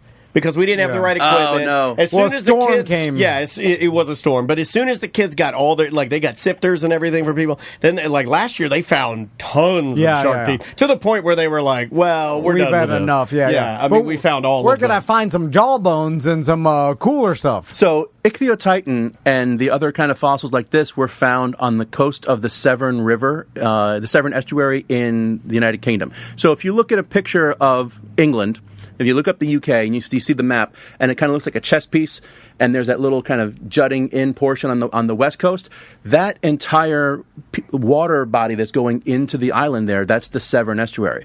And so these were found along the south coast of that in areas that are just continually the same as what we see here. Water comes in, water goes out, washes away more of the dirt and uncovers things that were just there this whole time that people didn't think to see or know to look for. And so when you find really cool things like these, the important thing to do, now in the UK and other parts of the world, not the same as Florida, so when you find a really cool fossil, the most important thing you can do, take a picture of it, drop a pin.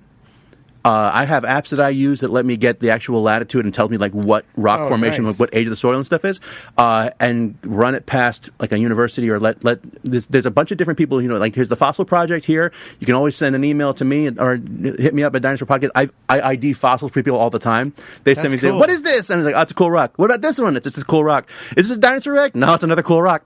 All day long, yeah. But so you document those things and then you bring somebody into the conversation who knows how to protect it and how to keep it safe to see what the next steps might be. Whether it's going to end up going home with you or it's going to go to a museum or some of the third option I don't want to talk about, then those are the kind of things that are really worthwhile to make sure it's safe. Well, let's talk about that third option. All right. Because I saw on TikTok the other day, there's this rich dude. He was young too, so he must have made his money. Nothing makes us more mad than young rich dudes. Yeah. Old rich dudes are fine. Young rich dudes, mad. And I say young, he was middle-aged, but he wasn't in his 70s. But he was like, oh, you want to see something cool? He brought whoever there was videoing him to his library, and he had a intact raptor fossil still in the rock.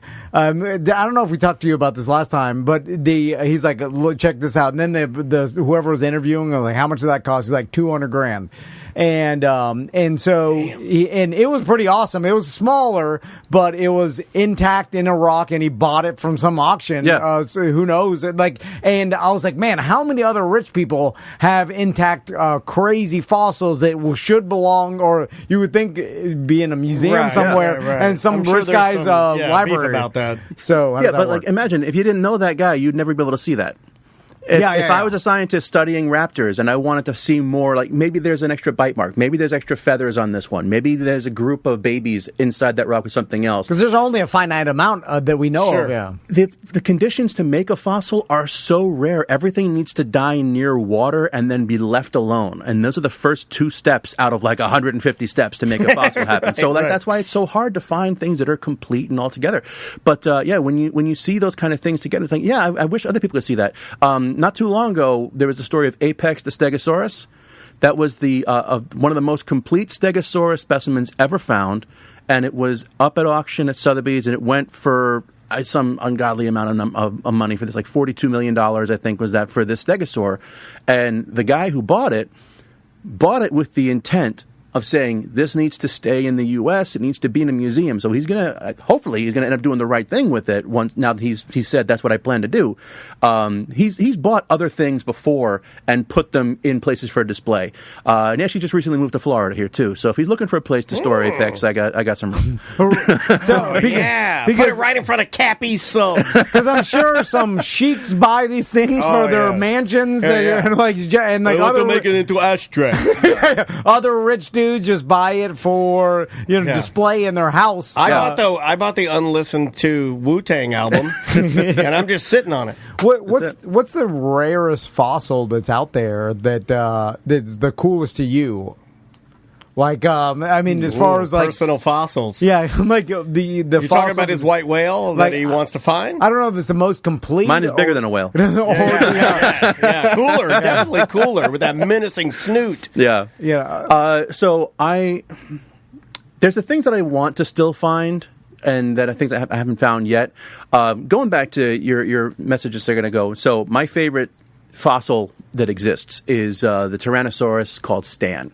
That's the T-Rex you can see at the Science Center. Okay, Orlando Science Center, the big T-Rex right there in the middle. I have him tattooed on my arm here. I got a paleo artist to do the design here for everything. So all the little broken bones and like the pathologies, like the injuries he sustained when he was alive, like, you can see his broken neck here, and there's a tooth embedded in his rib here, and he took a bite out of his. That's so cool. He was another one. Went to auction. He's now in Abu Dhabi. And they're building a museum around this T-Rex with some of the things, too. So that'll be really cool. And they just find, $2,000 to get a plane ticket to go out there, and I can go see him again. So for me... No beer. It's weird to me. Right? Standing there looking at this Stegosaurus, can't even have a beer. I'm sure there's places that they turn the other way. You have beer or alcohol. You should have said turn the other cheek. So I would love to one day find a Tyrannosaur tooth of my very own and be able to find one of those out there, because I'm going to Canada later on this month. I've been there a couple times before, and I've gone on some digs where Albertosaurus and other things are found. And we actually found a couple pieces of Tyrannosaur teeth. And it was so cool. Like you can see like the steak knife ridge of the edge of this T-Rex tooth. And even though it's only about this big of a chunk, I am enamored with this little glistening piece of a rock that used to be inside somebody's face 70 million years ago. It's cool to find it, but those can't leave Alberta. So when you find a fossil up there in Canada, it has to stay in Canada. We have enough T-Rexes here in the States, though. I'd like to be able to get out and find one. Don't you have a documentary that is coming out? That's right. Yeah. Is that why you were in Canada? Or that's part of the reason. That's why I'm going up. So the film is called Why Dinosaurs? And it's the story of my good friend James Pinto, who is reconnecting with his dad, who is a filmmaker, and they are trying to answer the question about why people are so excited about dinosaurs in every shape and form. Because, I told you about ichthyosaurs here, and I think they're pretty amazing, but a lot of people are like, ichthyosaur what? It's like a fish, and he said water dinosaurs a little while ago. And so, no other prehistoric group of animals holds a grip on us the same way dinosaurs do. So they try to answer why that is by interviewing a bunch of researchers and paleontologists and people who have been impacted by dinosaurs. I'm one of those people. I'm in the movie, and so we're premiering it up in Drumheller, Canada. That's cool. At the end of August, and so you can see. I'm bringing it to Orlando here too. We're going to have a local showing coming up in December. It's very similar to they're age-old things that young people and children, but young people, young adults, men, women, like cars, automobiles, and jet fighters and dinosaurs. You can put dinosaurs in there. You can put princesses in there on the other side, but normally, but you know what I mean. There's certain tried and true, absolutely. And dinos, you look at them maybe when you get a little bit older and you see how technology does this, that, and the other thing. Dinos holding strong. Yeah, I would say dino holding strong as far as an interest. Most little boys I know go through a dino phase. Mm-hmm. I think it's impossible not to. Little girls, too. Yeah. Oh, absolutely. Maisie did. Last December, I was at the Smithsonian, and they have a whole dinosaur section. Yeah. And what I found fascinating is that they were able to literally give you the season that the asteroid hit the Earth in the spring, because they were able to find dust from the asteroid thousands of miles away in other dinosaur fossils that they were this was from the time, and then they saw, it's crazy how they could narrow it down to the time period. It's the springtime of this long ago. That's when the asteroid. It's insane. There's Melanie During she's the paleontologist who actually discovered that in the first place, and so there's no.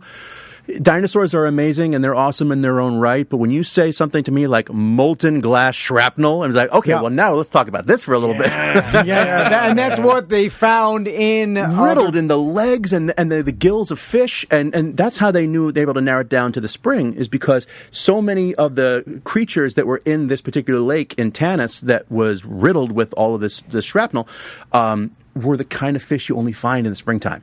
Interesting. The bass are running this time of year, and over here they're all covered in fish darts and riddled with glass. What a way to it must go! Have been the same glass hour. shards. Oh my God! Within the hour of the impact, it's crazy.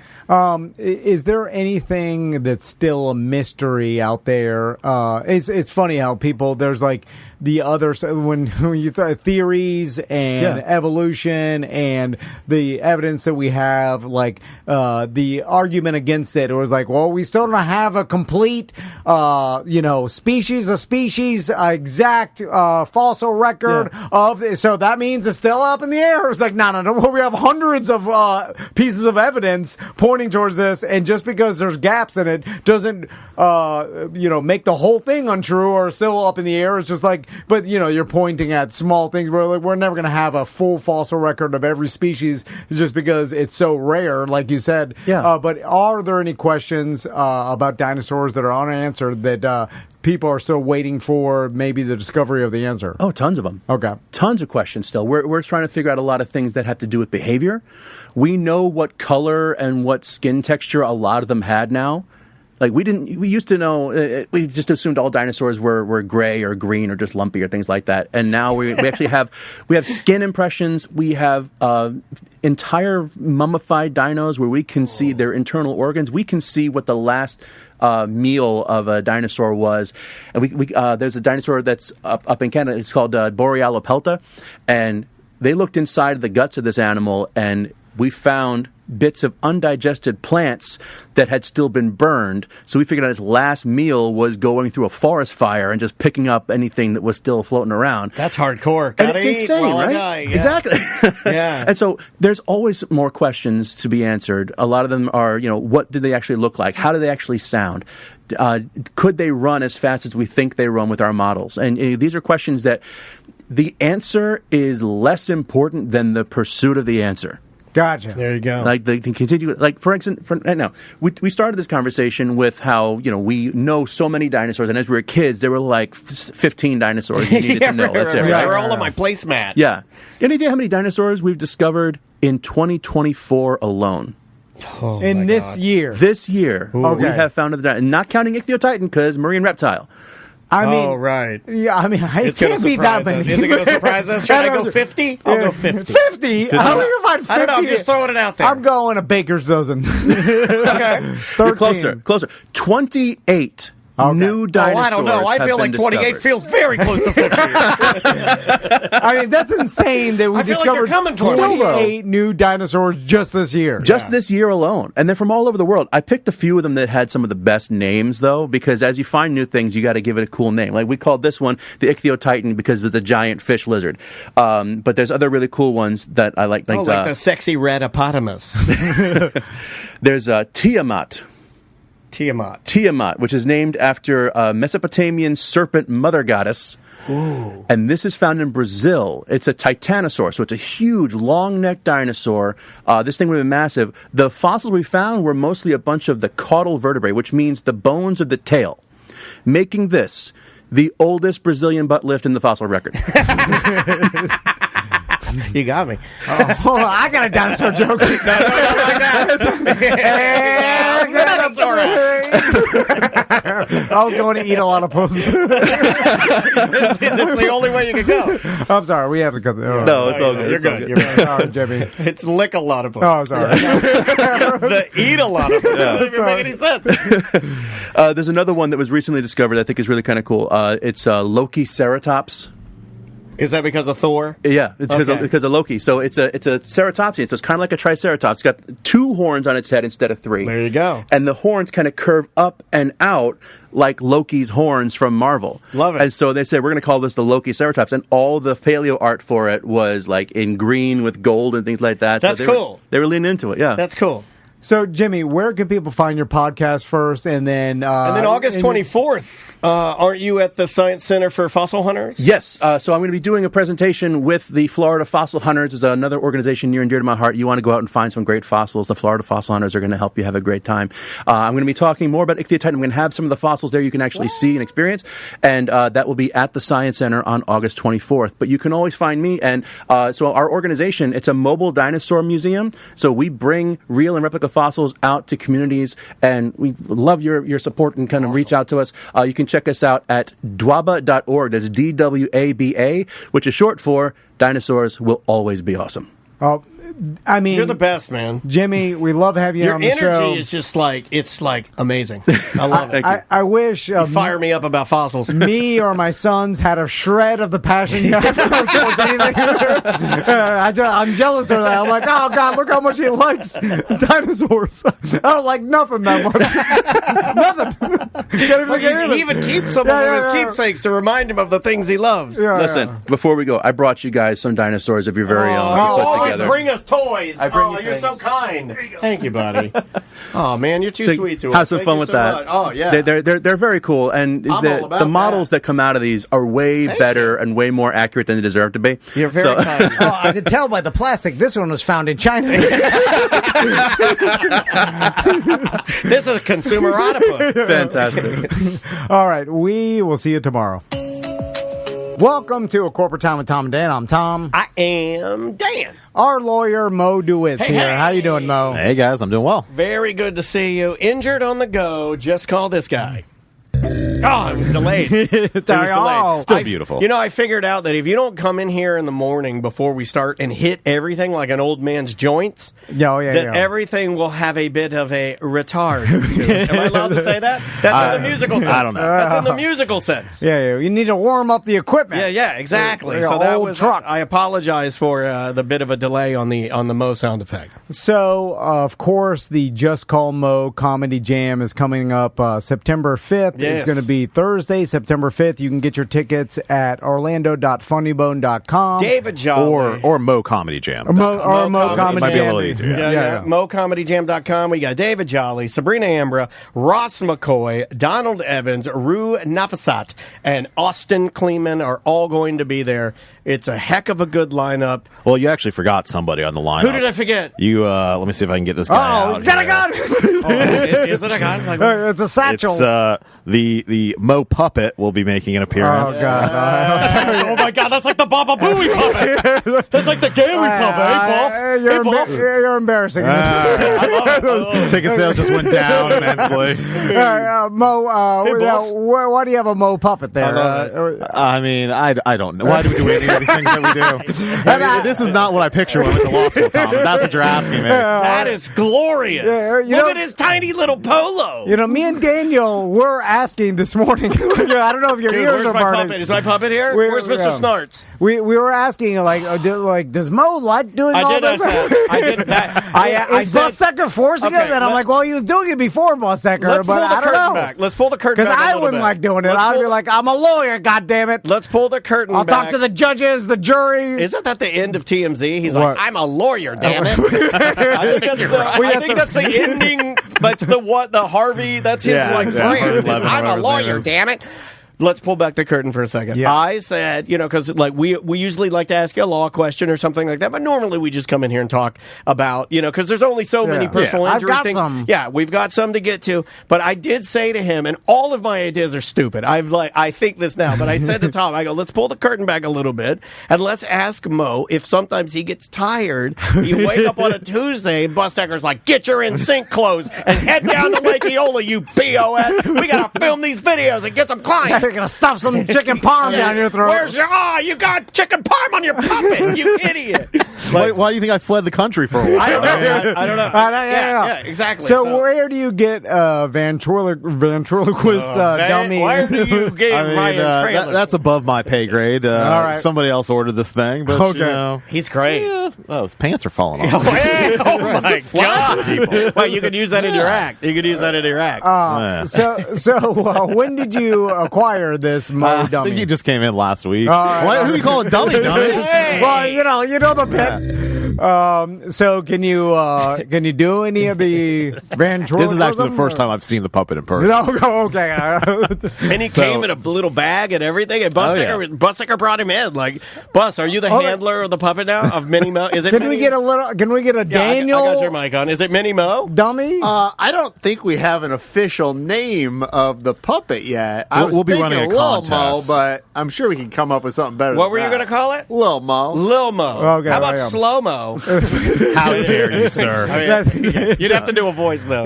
Fight you get into trouble. Lil Mo needs to have like an urban twist. Like Lil Penny. Yeah. Hey man, it's Lil Mo. So this is the best thing you've ever, and the craziest thing you've ever done. Like I put this top tier, and you have it on your hand still, which I support. I support the fact that you go all in for your bits, man. It's fantastic. I mean, Lil Mo. Is it possible to hire a local? Is there a local? Yeah, we have puppeteers all over the place. With Disney and stuff, there's got to be somebody. Are you crazy, dude? This is puppeteers different. No, seriously, we probably have more. I would still. I put Orlando up against most cities on any entertainment you want.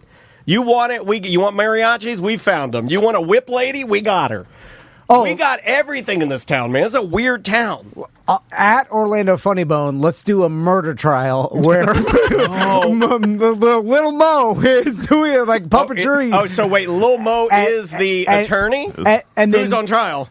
David Jolly. He's already been on trial. We'll have a Muppet judge and the whole jury. Oh, wow. I want to be one of the jurors. But we have some Muppets. I got a green one. I can get it out. Yeah, you've got a greenie. It says horrible things. This is terrible. You've seen our puppetry, baby? I don't know. I have Mr. Snarts. They were made for us by a local puppeteer here in town. I remember that. Yeah. We got the juice on puppets, man. I think my sons bent all the wires. Well, they've been stomping on it for 2 years. It's been on the floor of the playroom. All right, let's get to business, Mo. You're ready to get I'm wearing a puppet. Come on. Well, I know, but I want to talk about law. Get to some clients. Does he have a voice yet, or is it the Mo voice? So far, we got to develop a voice. I mean, like I said, this is the first time meeting him. I mean, we're just getting to know each other. You know how hard it is for me not to snatch that out of your hand? I want to snatch it out of his hand so bad right now. You can't snatch me, Daniel. Don't do that voice. Mo and I would be better friends. You have nothing in common with Mo. Mo is fun. Do you notice he's on my side of the room? This is the fun side. You're on the business side with Bustecker. Bustecker always running around carrying little boxes of trinkets that he has to hand out to people. He's always you're with the freaking puppet out. handler over there. Yeah, He's sweating. He's always texting us panic texts like, "Can you get these guys on? Is Mo there yet? Can you get me on Tuesday? He's like, "Are you guys going to be there? Can you get them on?" I'm like, when does my ad play? I'm like, I don't know. I'm on vacation, for Christ's sake. I'm in a tube floating down a river. So Mo, first question. So you're familiar with the Hawk-Tuah phenomenon that happened? It's over now. Yes. Embarrassing that you brought that up. It's over now, but I didn't get a chance to ask you about it when it was happening because Minnie Mo's a bit of a mouth breather. So, everybody was throwing out speculations about who was making the money out of all the ridiculous Hawk-Tuah hats at Hawk-Tuah for president. It's that fat old man that looks like future me. Have you seen the guy that makes our hats? I have. He looks just like me. Yeah. And my take on it was, well, she's not making a lot of the money off this because everybody's just stealing that because there's no chance she has the time or she can get Hawk-Tuah copywritten in time to be able to. And then even if you were to do that and expedite it in some way, then you'd have to. That is exactly what she said. Cease and desist everybody. She said, my team is working on it. I got my team working on it. And don't say team. If you're a new influencer and you have a little bit of fame, don't say team. It makes people like me hate you because I'm like, you don't have no team. When she first came out and she was talking about her team and all this kind of stuff, it did kind of rub you the wrong way. It does. It does. Have some self-awareness. You don't have no team. You got crunchy-ass hair. You don't even have a puppet, damn it. Yeah, exactly.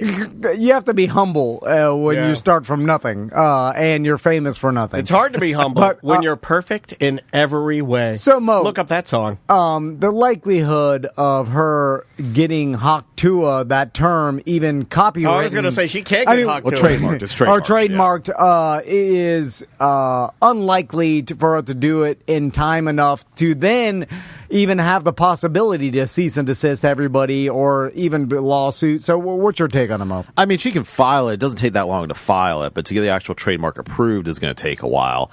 And she could still send cease and desist letters and try to protect the mark in the meantime.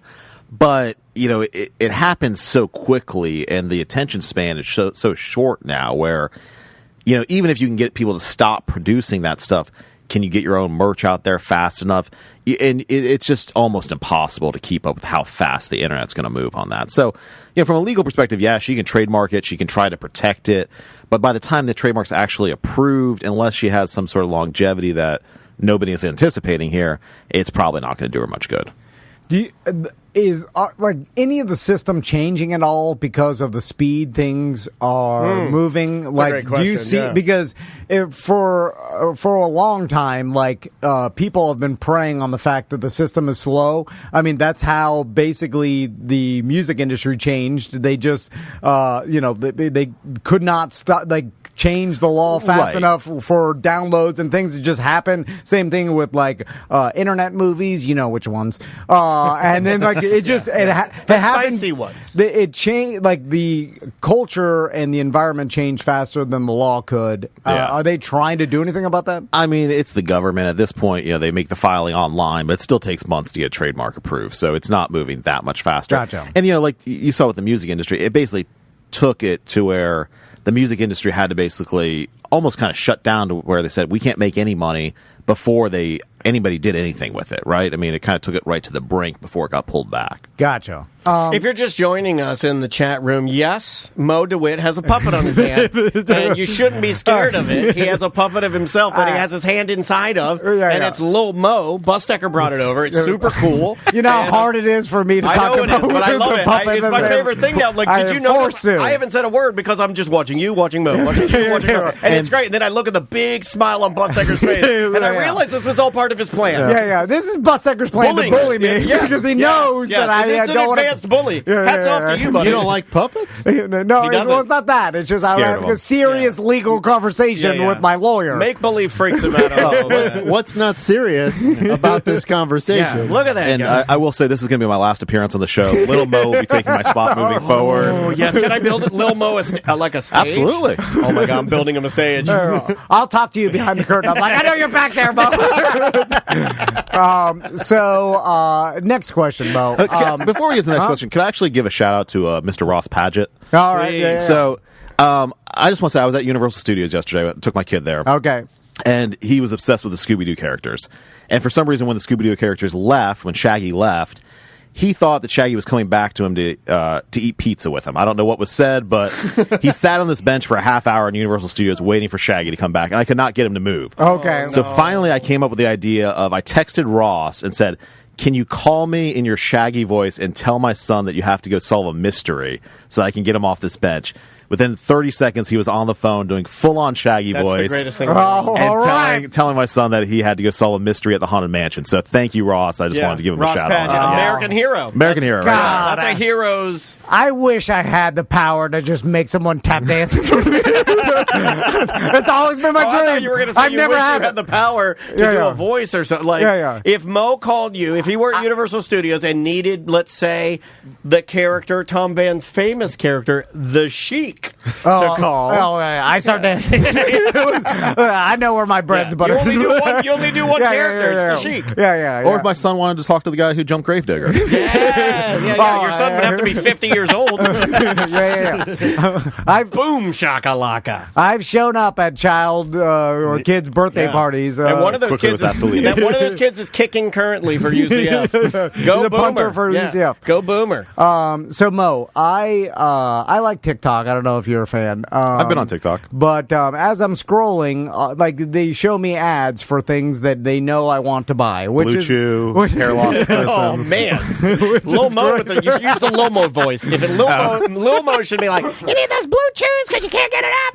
And I saw... Just move the mouth. I'll do it. Well, who doesn't want to give it up? Just a chew. If you give me that, I'll take it. Anyway, so I saw an ad for a mini electric boat. Do you want me I don't know if you've seen this, Mo. I'm going to put this up. And then so I'm like, what is this? And then it's a mini electric boat. It's like, I'll put it up so everybody can see. Yeah. Look at this thing, and it's straight up Alibaba special. Like it's badass. You're going to drown in that boat. It's built going 30 miles an hour. It's electric. So it's kind of like a mini jet ski. It's a one person. It's got a steering wheel. Here they are. If you want to look for them, I found a few of them. And someone's riding it in some Chinese lake, and it's cheap, Mo. It's like I think it's like $2,000 on Alibaba. I found one for $1,800. $1,800. Free shipping. Free shipping. And then on TikTok there was like $300 off if you click now and all that. I'm like, I can get one of these things for $1,500. Easy breezy. And I'm like, me and Daniel need two of these, and maybe Mo, you need one too. We'll wrap it just called Mo. This is how the show ends. And then where we ride. We ride around Lake Eola. So everyone terrorizing people in the swan boats, and I get other ads for other electric mini trucks and I've seen the mini trucks. Yeah, and there's all these things. There's a hovercraft, and they're cheap. There's a hovercraft now. Yeah, there's a hovercraft. Yeah, there's a mini hovercraft. And so I was going to start buying all this garbage for us, but then I thought we used to do this when we first moved in here. We started to dabble in buying garbage. We tried to buy a Surrey bike. Yeah. We bought an electric skateboard. The company went out of business. And I threw it away because you couldn't get parts for it. And so, but then I was like, what if, inevitably my sons will want to ride this boat. They're riding around. And then, the battery, I saw them loading in the battery. Huge. It's like a suitcase that goes in the floorboard. It's humongous. And let's just say that electrocutes someone driving it. And, they get horribly injured. From this miniature electric boat. Is there any recourse? Because this thing is a straight... So let me simplify this. Is this the age-old dad question? If you buy some garbage... and your family gets There's no hurt. Brand. There's nothing. It's just electric boat, Alibaba. Is there? I mean, that's not a bad question because you buy a lot of this unbranded garbage. And what if it is straight up? You could tell that it's bad manufacturing. It electrocutes my feet because they poorly manufactured. They were negligent, obviously, in the way they built this. Yeah. But what can I do? I mean, if there's no U.S. counterpart to it, it can be very difficult to track down who the actual manufacturer is, if they're even... It's almost like a shell company, right? They can just open up another business. We actually have a case right now where an individual bought a pressure cooker that was kind of from one of these type companies. There's so many of them, and the thing just exploded, burned the lower half of his body completely. It's horrific injuries. but just trying to find the company who actually manufactured the thing is nearly impossible. So yeah, I get weirded out by that too. Like, I know that there's one, like the pressure cooker thing weirds me out. It's weird to hear you say that because, like, I like using pressure cookers, and that's how I cook my boiled peanuts and a lot of stuff. I just think it's a convenient tool. But yeah, you can find some deals for ones that look exactly like the good ones online. They look identical. Yeah, there's knockoff. Yeah, they're just like some sort of Chinese garbage, you know? And that could, I mean, it's talking about a pressure cooker blowing up and burning your legs, but then it's like, who do you sue in this case? Right. Like, it's just some factory, and then now that company that made the pressure cooker is out of business and on to a next thing. Right. And so there's really no recourse, right? Usually in those cases, there's no recourse, or very difficult to find recourse. What about for TikTok or Facebook that markets or lets these ads on their platform? Could you say that they shouldn't? They're negligent by letting them market dangerous garbage? Yeah, like the one I found right here is on Alibaba. We have purchased stuff from Alibaba before for events and stuff. Can you sue Mr. Baba? Yeah, he's got money. Ali on the hook. He's got to be rich. I mean, so sometimes when things like that happen, they will try to sue, the website, or maybe like in the case of what was that cryptocurrency that went under? That whole, there were Brady and the whole thing. And they start suing all the people who endorsed it. Was it Crypto Zoo? No, it wasn't Zoo. I don't remember what it was called. It was something They're also reputable. But then they start suing people who historically really haven't had any liability. Like usually somebody who's endorsing a product or is just a sponsor for a product doesn't have liability. But they just start suing them because, hey, they got money, we know who they are, and so they try to wrap them in under some sort of legal theory. And so a lot of times that may be what happens is, TikTok shop, they're going to say, okay, they're just like a store, right? They're selling this product, so they have liability here, and try to wrap them in that way, and then it'll ultimately be up to the courts to determine whether there's any liability or not. Gotcha. But it's complicated, and it's not the easiest thing. Yeah. So let's talk about something that happened to me personally. What happened to you, Tom? God. Yeah, I love Mo. Hey, what happened to you? There's more problems in the bedroom. I can help you. If you brought that in the courtroom, like because every judge is subjective to every court what they allow, right? Yeah. So if you just started, I don't think around, puppets are ever allowed. What if the judge is like, I'm bored, and then he's just what's the chances of him throwing you out of contempt of court? We have had a lot of creative judges. We have that one lady or that one judge that sentenced the lady to working at Chipotle. And I hate creative judges. Have I talked to you about that? I hate them. You send them to jail. Don't make them go to Chipotle. I don't want to deal with that when I go to Chipotle. I don't want that stupid lady making my bowl. Send that lady to jail.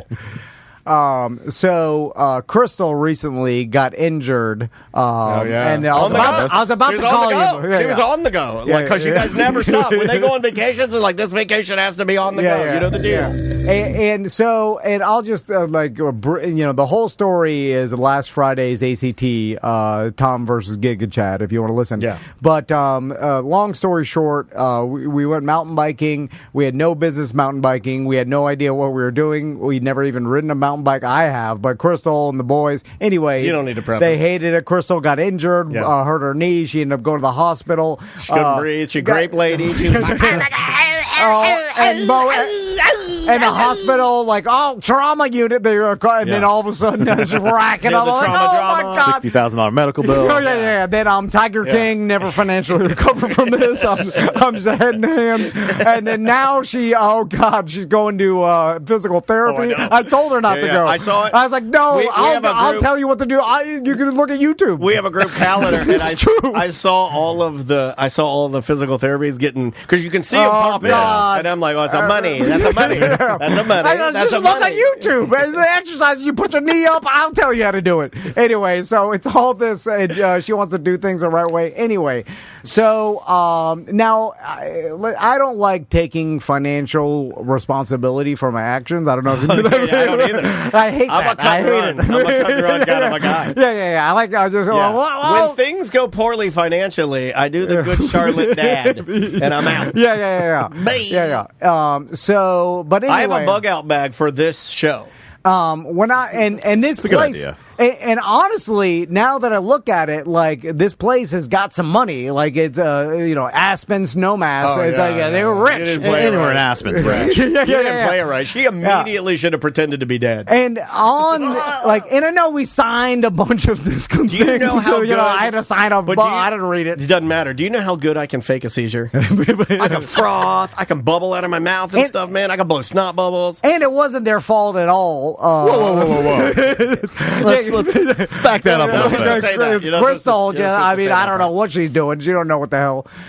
They don't ride together because this guy's got to blast down the mountain to show his family how to do it. Yeah, but no one time asked us, do you guys have any idea what you're doing? Have you mountain biked before? It looks like your kids are falling over on the concrete, flat ground. That's how they like to. They like to ride like that. That's their style. And they just gave us the stuff, and we just went up there, and then Crystal blows her knee out. And then when I was down there, I saw multiple other like grown women crying on the on the benches, and kids crying. Oh yeah, everybody crying. Everybody's crying because they obviously got in the same situation and no business doing every this. hike I went on in Georgia, it was always an old lady crying because she couldn't get down. She got up there, and then she's too tired to get down, and she's crying. And then honestly, like I feel like that company, they're like, well, a lot of these people shouldn't be doing this, but we just want the money. Take the money. Yeah, we just want the money. So $700. Yeah, well, we have a lot of listeners that don't listen to our show, but they still give us money. Yeah, I know. I like that. Yeah. As a businessman, I like that. Yeah. But then I'm looking at it, I'm like, wait a minute, this doesn't seem responsible to not even put a disclaimer. You're putting little Mo to sleep. Anyway, I'm tired, man. How long do you question? What can I do, Mo? There's nothing I can do. Stop your bitching for once. What? Oh my God! Move the puppet down when you said that. Stop your bitching for once. I thought you had to sit there and take it. Such a goddamn crybaby. It depends what you signed away on your disclaimer. Oh, God. We can look at it, but you're probably screwed. Yeah, I signed everything, Mo. I didn't even look at it. I'm sure it was pages of garbage. Oh, it's huge. Yeah. I'm sure somewhere it said, what you're doing. It's probably similar for skiing. Very similar, right? Yeah. You sign that, you get up there, and it's like, bye-bye. I've always wondered with skiing, too. Like, people hurt them. They get up there. They have no business. Like, I see people walking down. They blow their knees out. They hurt. They have no business doing any of this, and they should have known better. They just don't. I was one of those people rocketing down Sunlight. I mean, just rocketing like so fast. I went flying. I crashed. My skis went flying. I just got lucky and didn't get hurt. And there are certain businesses like ski mountains. I know you may not have a lot of ski cases or familiarity with that, but you idiot, it's Florida. yeah, it's good. He's leading into it a little bit. But. Sorry. They wouldn't. Cat got your tongue? Those blue chews will make it dry. Why don't you get a big sip of water? Drink more water and hydrate. They wouldn't exist unless they had some sort of protection against lawsuits, right? Because and typically those states too pass a lot of laws that protect those industries as well. Yeah, because it's inherent dangerous, and a lot of people get hurt all the time. So without protection, they wouldn't even exist. Here's my last stupid question. Have you been following any of the artificial meat ban? A little lawsuit deal that's going on here. A little bit, not real closely. Do you know how that's going to shake out? Would you guess? I mean, if you I haven't been following it to the letter, but apparently there is a ban on what's considered printed or artificial meat, but it's still using animal cells. I don't know how that works, but I guess they are doing that. Yeah. There's a ban for it, but the manufacturer that actually makes this is saying, "Hey, are they saying it's unconstitutional because of international or intercontinental trade?" Is that what they're saying? Yeah, whether it's actually in commerce and whether they have the authority to ban it. Typically governments have the authority to ban something if it's related to public health or something along those lines. There was a lot of challenges during COVID over that, whether they could shut down bars and restaurants and things like that. So they have to show that they have the legal authority to do it. And so what they're basically saying is that it's not in interstate commerce, so you don't have the ability to regulate us or something along those lines. That's exactly what I read. Yeah. So that's really it's a constitutional argument, and it can vary just depending on how the facts of how the meat's distributed and manufactured and all sorts of stuff. So it'll be interesting to see how it turns out. Yeah, it is because from one side you have Big Meat saying, we don't want this. It's artificial and weird. Big Meat. Yeah, that's very good. Don't say Big Meat. Yeah, thank you. My career's over now. And then on the other side, you've got the folks saying, well, and I see both sides of this, but I am not the type of person where they're like, no, you can't have that. I'm like, well, why can't I have it? I don't like being denied anything. Like, why are you taking away my ability to eat printed meat? I want to eat that. Well, I'm an American, and that's un-American. You're taking away my choices. Mo knows that this probably stinks of big meat, cattle industry, and whatever. They donated a lot of money to politicians, and they're like, hey, we need this stuff. Lobbyists because it costs a lot of money to manufacture meat because we have to keep live cattle alive, and and then you got this company over here that could print it, and that's a lot cheaper. Seriously, you don't need the land. Well, and environmental aspects alone are heaps. And guess what? This printed meat is gonna be what our kids eat in fast food one day, or the cheapest stuff. We'll still but it might be more expensive. It might be premium meat. Yeah, because this is kind of like fake diamonds. You can artificially make a diamond that is exactly the chemical and it's got the same atoms and everything in it that a real diamond has. It just we can make it. It just doesn't have the scarcity of being formed in nature. And and mined over formed over 1 million years in nature and mined by some someone in Africa treated poorly, right? Yeah. And so, but the diamond industry doesn't like the artificial diamonds, even though they're exactly the same. And the same thing with meat. This is animal cells. There's no difference between a printed steak and a real steak, except for that real steak lived. And by even saying real, it's weird. Yeah, we're gonna have to get through it, but this is gonna be the future. It's a weird thing. Yeah, so they pay lobbyists and they pay a bunch of money to try to get it regulated, and then they try to create public outrage over it, and they try to get these laws passed because that's what protects them. That's what protects their industry. So,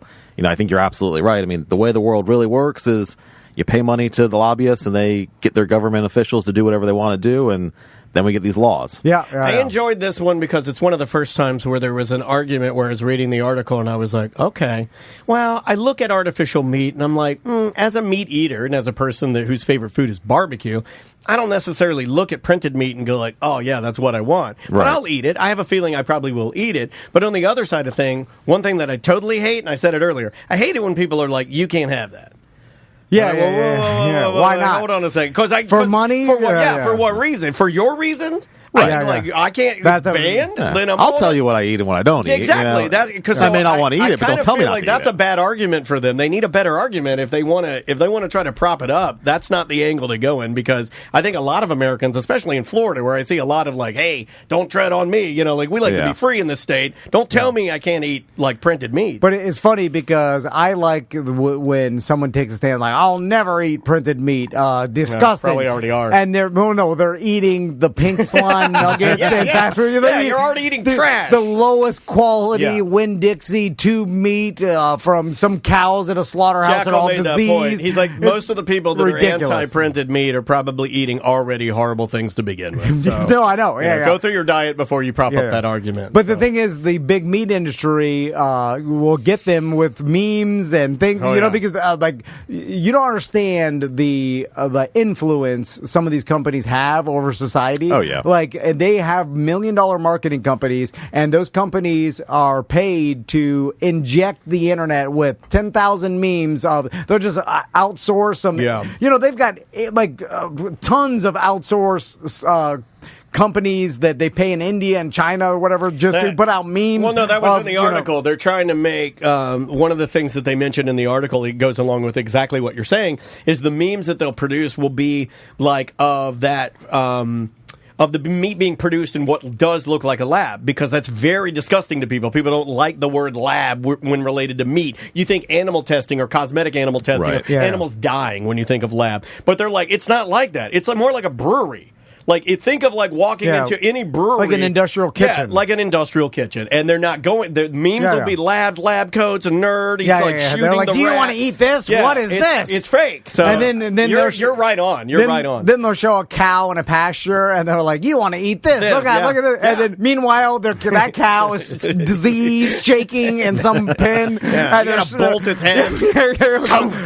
Horrible. Yeah. Look, I see both conditions. sides, but there is some. It's weird. Well, anyway.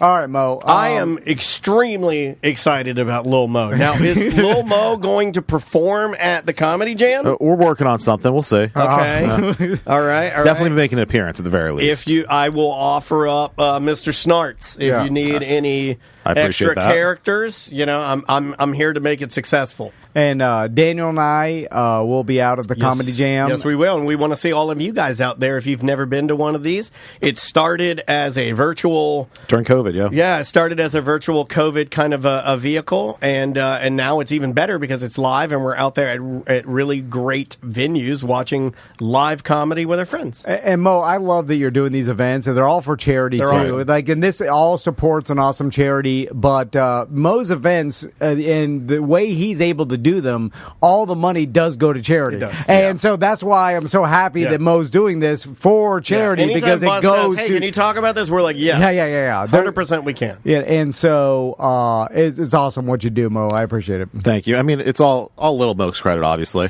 But, it's all Yellow Brick Road Foundation. You get your tickets at mocomedyjam.com and get them now because it will sell out. So they usually do sell out. But it should be a great time. And every dollar goes directly to charity.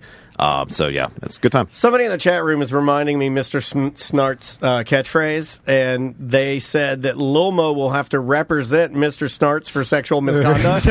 That'd be a pretty funny video. That'd be a pretty funny video because Snart's is out of his mind. If you say it on the show, I can't say it. No, I know you can't, but then it's all art. And it's protected under some sort of art. Yeah, I don't know. We just lost our funding for that. Our governor does not like art. He's like, if you're going to be nailing the... Well, I won't even say it. I'm not going to say that. How does he feel about puppets? I think he likes the puppets. All right. He likes pointy shoes. Mo, we appreciate you coming by. You're not going to thank me, Tom? Little Mo. Talk right to Mo. Talk right to Lil Mo. I can't believe you held it the whole time.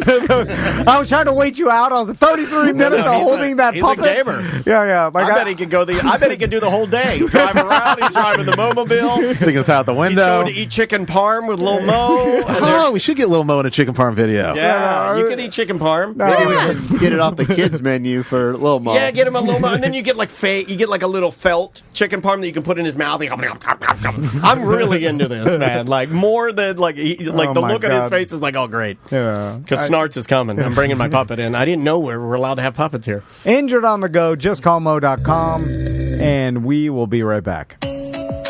Welcome to A Corporate Time with Tom and Dan. I'm Tom. I am Dan. And we have a full boy band in studio. First time we were at a boy band. We've never had a boy band in. Yeah. And Daniel actually set this up. Hold on a second. Right. That's not true. Okay. We had... Does it count that we had Chris Kirkpatrick in here? And we insulted him. He's a very good friend of the show, and we got him in here. Is he a friend of the show? He was a friend of the show until we did like a Remember When 90s day, and we invited him in, and then it just went off the rails, and maybe there were some Michelob Ultras involved, like some low octane beers. Yeah, but it was only Chris. If we had the full NSYNC, no. We've dabbled in Chris and Joey. We've dabbled in, but never a full boy band. You are correct. So the full Circle Boys are in studio with us. How you guys doing? I should have told you that we have only 3 mics for 5 boys. If I'd have known there were more boys coming, I would have brought more mics. Dawson, Jagger, James, Sean, and Oliver are all in studio with us. Okay, so let's talk about how you guys started. All right, so how does one become how do you decide that one day you want to start a boy band? And I was digging into like what you guys kind of how you started, and it kind of reminds me of what I'm going through now. My daughter's 9 and she's in competitive dance, and she does it 5 hours a day, and she's addicted to it and loves it. She's always at the studio. She's helping the little kids. She's always she loves it. She's watching anything on YouTube that's dance. You guys are dance guys, right? Oh yeah. Oh yeah. Yes, major dance guys. Grew up in the dance world. Yeah. Yeah, that's the common origin story that connects us. We all grew up in dance studios, many hours every day. Okay. Competitive dancing, dance competitions, conventions, whatnot. Yeah, she does a lot of that, the LADM and so that's a world that I'm in now, and I see it, and I'm like, at first, I will be honest with you, I was like, I don't like this, but the more I'm in it, the more I really like it. Yeah. It's the amount of dedication you guys have to have, the amount, like you see it with May. Just a grind. Yeah, it's a grind. It's very hard. It's no different than soccer or baseball or softball or any other sport. So did you get some stick early on? Like, was it weird to be like dancing guys? Because, it can be hard to, break through and maybe get respect or... Yeah, it was a little bit. I mean, James and I grew up together. So I've known James since I was 7 or 8. And we were lucky to grow up at a studio with a lot of guys. So there was probably at least 20 or 30 guys at the studio. So we had a little different situation from these other 3 guys. But yeah, there definitely was that at school. And especially, if I was also on the basketball team. Okay. So that was definitely interesting because they had the stigma of like, oh, you're leaving basketball to go to ballet practice. Like, right. What's up with this? Yeah, well, dancing is cool to know how to do because as a person, I don't know if you can tell by the way I look, but I'm stiff. I'm a stiff old man. And I've never been able to dance, and my entire life... My friends have been like pulling me on the wedding dance floor. Yeah. You're not a big fan of myself. His go-to move is the dolphin. No, it's the worm. Yeah. Oh, the worm. Yeah. But so I'm jealous of someone that could actually dance. And you guys have a huge Instagram following and social media following. And I've looked at your videos, and your choreography is great. So I'm curious, so you guys, 2 of you have known each other for a long time. When did the rest of you meet, and when did you guys decide, like, hey, let's form a boy band? Yeah. So Dawson, Oliver, and I, we all grew up. Hold on, let me try that again. Now try. Hello. There we go. I got you now. Sounds good.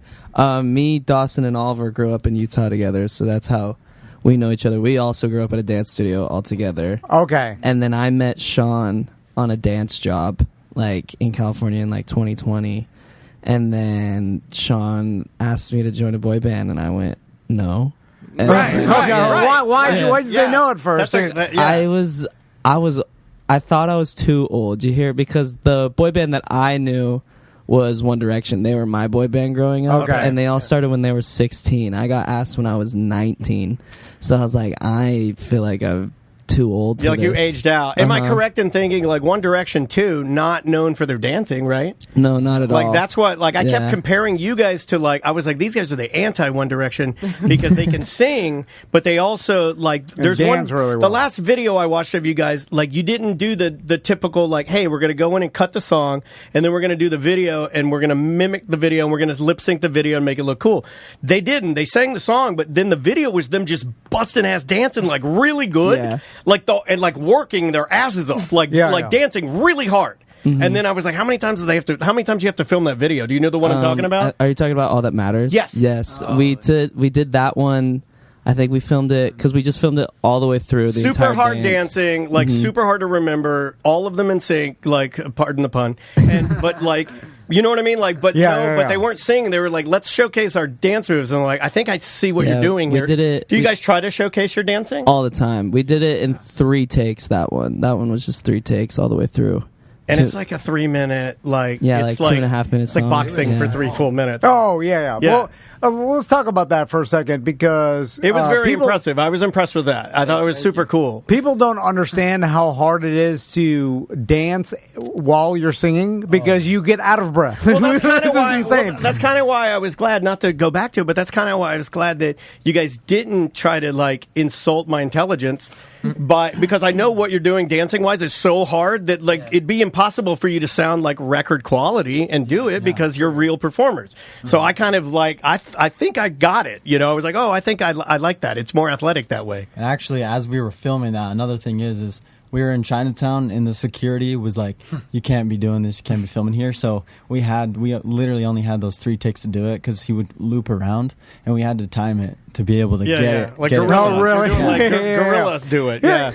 That was a thing back when I was younger in my 20s where That's how you made all your videos. If you brought a video camera into somewhere, immediately the store, I used to do I don't know if you've ever heard of Jackass. It was a little before your time. He's in that world. But so anytime you brought a camera into a Walmart or whatever, they'd immediately call security. But now I feel like everybody has their cell phone out videotaping. Mm-hmm. So I feel like it's kind of more open to videotape anywhere you want because literally everyone has a 4K awesome camera in their pocket. To it. They're just videoing everything. Yeah. I rarely see influencers get stopped by stores or anybody around them because they're filming with some should be stopped more, but they're not, So I know you guys recently went on tour, so tell us about that. Well, they also have, you're playing Dr. Phillips tomorrow.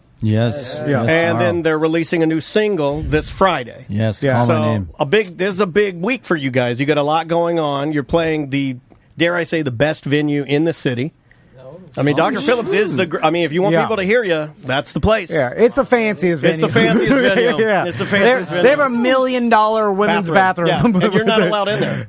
Wow. Yeah, this old lady she got tired of ladies getting this kind of, getting the worst bathrooms. She donated $1 million to put together the best ladies' bathroom. She went all out. Yeah, she did. She really did. Which is a crazy waste of money. I was like, you don't need $1 million chandelier bathroom. We could have chipped off $250 for Full Circle Boys to get a new bus or something. You never know. It's also kind of a fraud because they built maybe $100,000 bathroom and put a $900,000 chandelier. That's true. A lot of it is the chandelier. Yeah. But anyway, so on tour, how was tour? Was that your first tour? James, you want to talk about that? Yeah, that was our first tour as a group. It was really hot some days, but it was a lot of fun. A lot of hours and sweat of rehearsal put into that, but it was a lot of fun. How much do you guys have to rehearse just to give our listeners an idea? Because Tom and I are constantly talking about my daughter just doing, competition dance. How you guys had this show coming up tomorrow, best venue.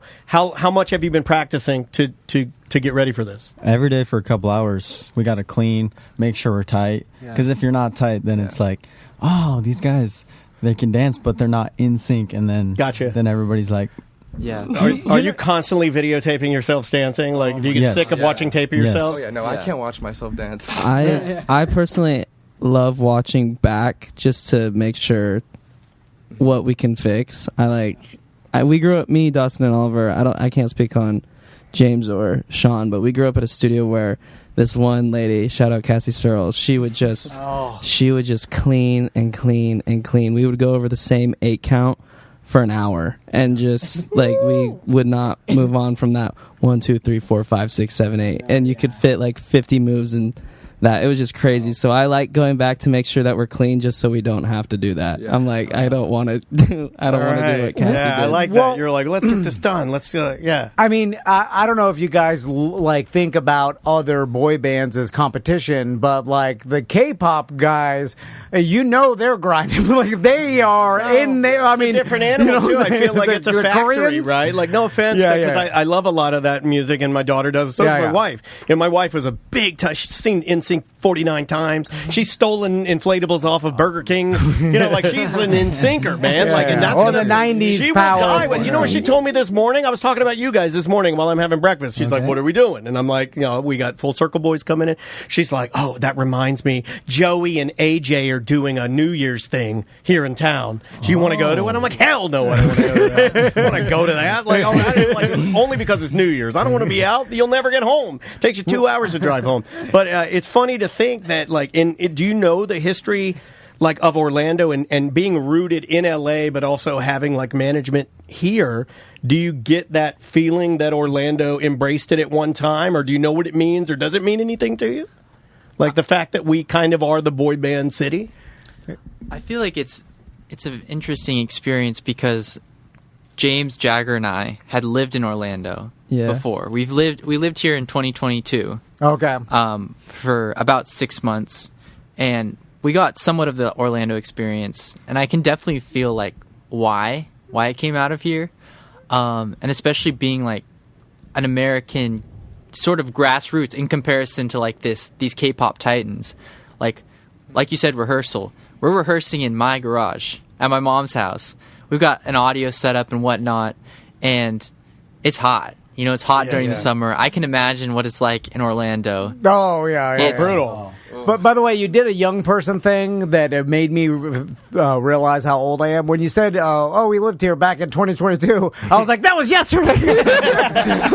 I think 2022 was yesterday to this old man. To you guys, that's percentage of your life. It's like, that was a long time ago. 2 years? Let's talk about the new single. Yeah. You guys, how long have you worked on it, or how many have you released up to this point? Like, what would this be? Number one? Well, this will be the first one of this 5 of this group of 5. But me, James, and Sean put out a couple of songs in the past, and then we released the mixtape Us 5, which was just all covers. But this is the first original, Full Circle Boys song. Congratulations! Yeah, that's very really cool. Exciting. It's been a long time coming. We've been working with DA Got That Dope, who's really big in the hip hop world of making beats for all these amazing artists. Like, he just did a song on Beyonce's album. And now we got him on just an unknown boy band, and he made a beat for us. The chat room's making fun of me, saying that I try to dress like these guys on a daily basis. They're so mean. They're so mean. Like, they're old. They don't understand you guys. They don't, but their kids do. Exactly. But their kids do. I'm curious because you guys are what's your guys' relationship with social media? So, great question. Do you guys, because you grew up with a different relationship than me and Daniel did, obviously, like, we saw the start of it, and then we remember not having it. I don't know if you guys remember that. And then we're like, what are these people saying? And then we'll yell at them back. We were like, oh my God. Yeah. Like, I remember on Twitter, you would just go like, you just take a picture of this, and you'd say, it'd say Daniel Dennis, at Daniel Dennis, and then you wouldn't even write what you were doing. You would write at Daniel Dennis, and then you'd say, is having a strawberry bubbly. That's what I would say. But no one knew what to write. I just throw it out there, and everybody would be, oh, guys, he's hydrating. But then we didn't know about trolls, and we didn't know that the internet leans negative, and then all this stuff, like how to ignore. Like, we're just thrown into it. But now, like, you guys grew up with the internet. Obviously, everybody here born after 9/11. What do we got? I wrote it down. We got a 19, a 22, a 20, a 19, and a 17. Yeah. So, right? Did I get that right? Yes. Do you guys 17! I can't even remember 17. Do you stay away from looking at comments? How do you interact with people? Yeah. Like, what's your relationship? How do you have a healthy mentality? Honestly, I feel like we look at the comments, but we don't apply it. You know, we're always just doing our own thing. It's our original. It's just us. You know.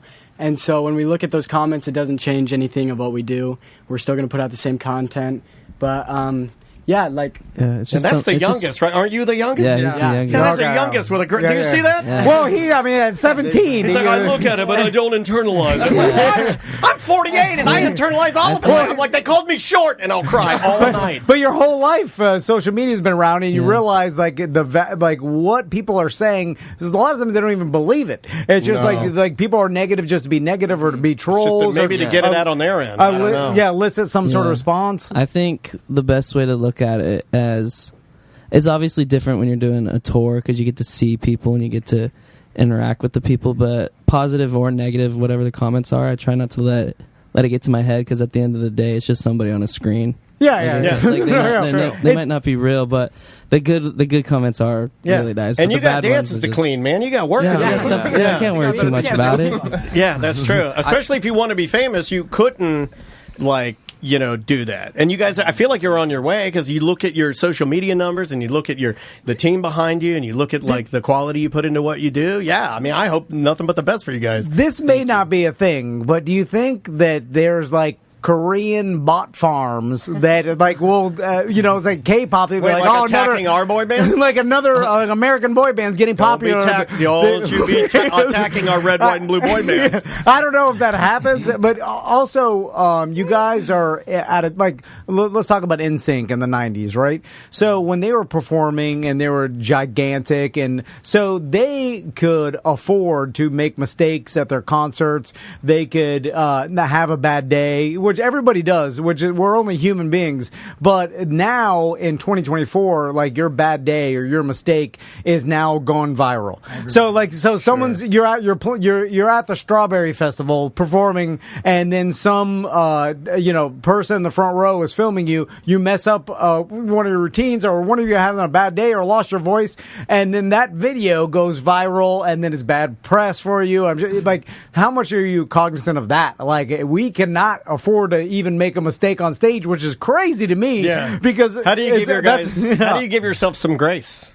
I think at the end of the day, like for me personally, and I think for us as a band, we realize that we're human, and if we show people that we're human, then when we do make those mistakes and those certain types of things, it's not like, oh, I can't believe they messed up, but it's like, oh yeah, that's the boy band that like I can relate to because they're personal and they're real. Yeah, exactly. My God, these are smart young men. Jesus Christ, we should have known this when we started our podcast. We'd be successful right now.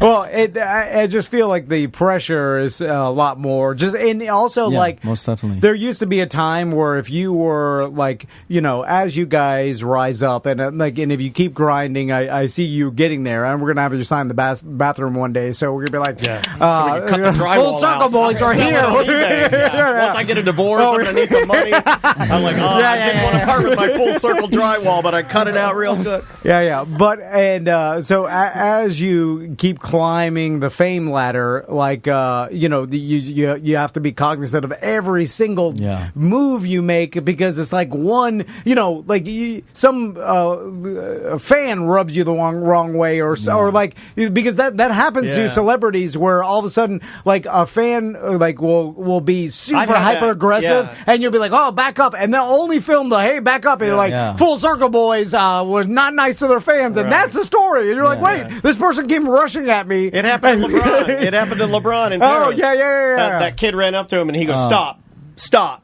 And then he just walked in and had dinner, and everybody's like, he's being racist. And I'm like, I don't think so. I think he was just standing there and he didn't want a kid to like film him, and he just wanted to go to dinner. Or relax, everybody. You have a stranger running up on you, and it's like, look, he's not nice to his fans. It's like, well, is a stranger running up to you, and then you're only seeing one part of it. Sure. Last question for you guys, because I think this is a big deal. In all the videos I was watching of y'all, it seemed like tour is, you love tour. We love it. Where are the dream places to go? Do each of you have the same places you want to go? Like where are the places that you think you'll resonate, and where are the places that you just want to go selfishly? Because that is part of the deal. I feel like being in a boy band is like, we're going to get to see some stuff. Yeah, I think. Let's go down the line. Yeah, what do you think?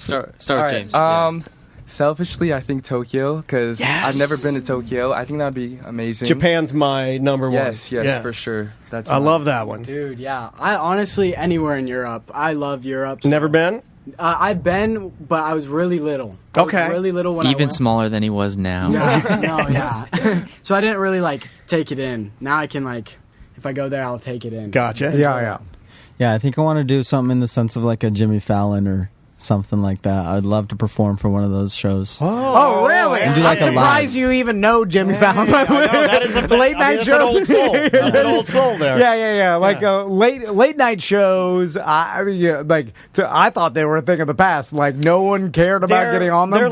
They're clip shows now. Do you stay up and watch it, or? Yeah. Well, I always see performances on YouTube of just artists on those type of shows, and they're doing their live performances, and it's just such a cool aesthetic vibe. And I'm always like, man, when we get there, when we get to do that, we're gonna make it so cool. It's gonna be sick. I love that. I love that he also says when we get there instead of if we do. I don't know. Honestly, now's the time. It's probably easier to get both. Or like a Fallon or any sort of like Kimmel or whatever. Yeah. Like I bet it's a lot easier than it was 15 years ago. You know, to get on there. Where'd you go? I think we would resonate anywhere we go. I think we got That's a good answer. Good confident answer. But selfishly, I want to sell at the Garden and then Madison Square Garden in New York. Do the Andrew Schultz. Do the 2 nights. Mm-hmm. And then I also, people always ask us, they're like, well, do you think you'll ever break up? And I was like, we ain't breaking up until we make stadiums. Until we... I like that. Until we do at least 2 stadium tours. I like that. Yeah. And you got one? I got 2. I got 1, the Brazilian fans are incredible, and I feel like the energy that they give us, and they're so receptive to new music, that I think that doing any show in Brazil would be awesome. I always see those. I think Madonna last year did, 300,000 on like a beach in Brazil. It was crazy. So something like that sounds like you just incredible. Want a big crowd. Yeah. So like a take your breath away crowd. Oh yeah, that'd be cool. Or like a major theme park. Okay. They used to do the holiday specials, and they still do them, and I always watch that Christmas morning or New Year's morning, and I think that would be super fun. They used to do a lot more of them when we had more boy bands around here. Like I remember you guys on the Macy's Day Parade float? No, Andrea used to go. My wife's Andrea. She used to go to Universal Studios here in town when we were more like, if you rewind 30 years, when boy bands were really popular here, they would be doing.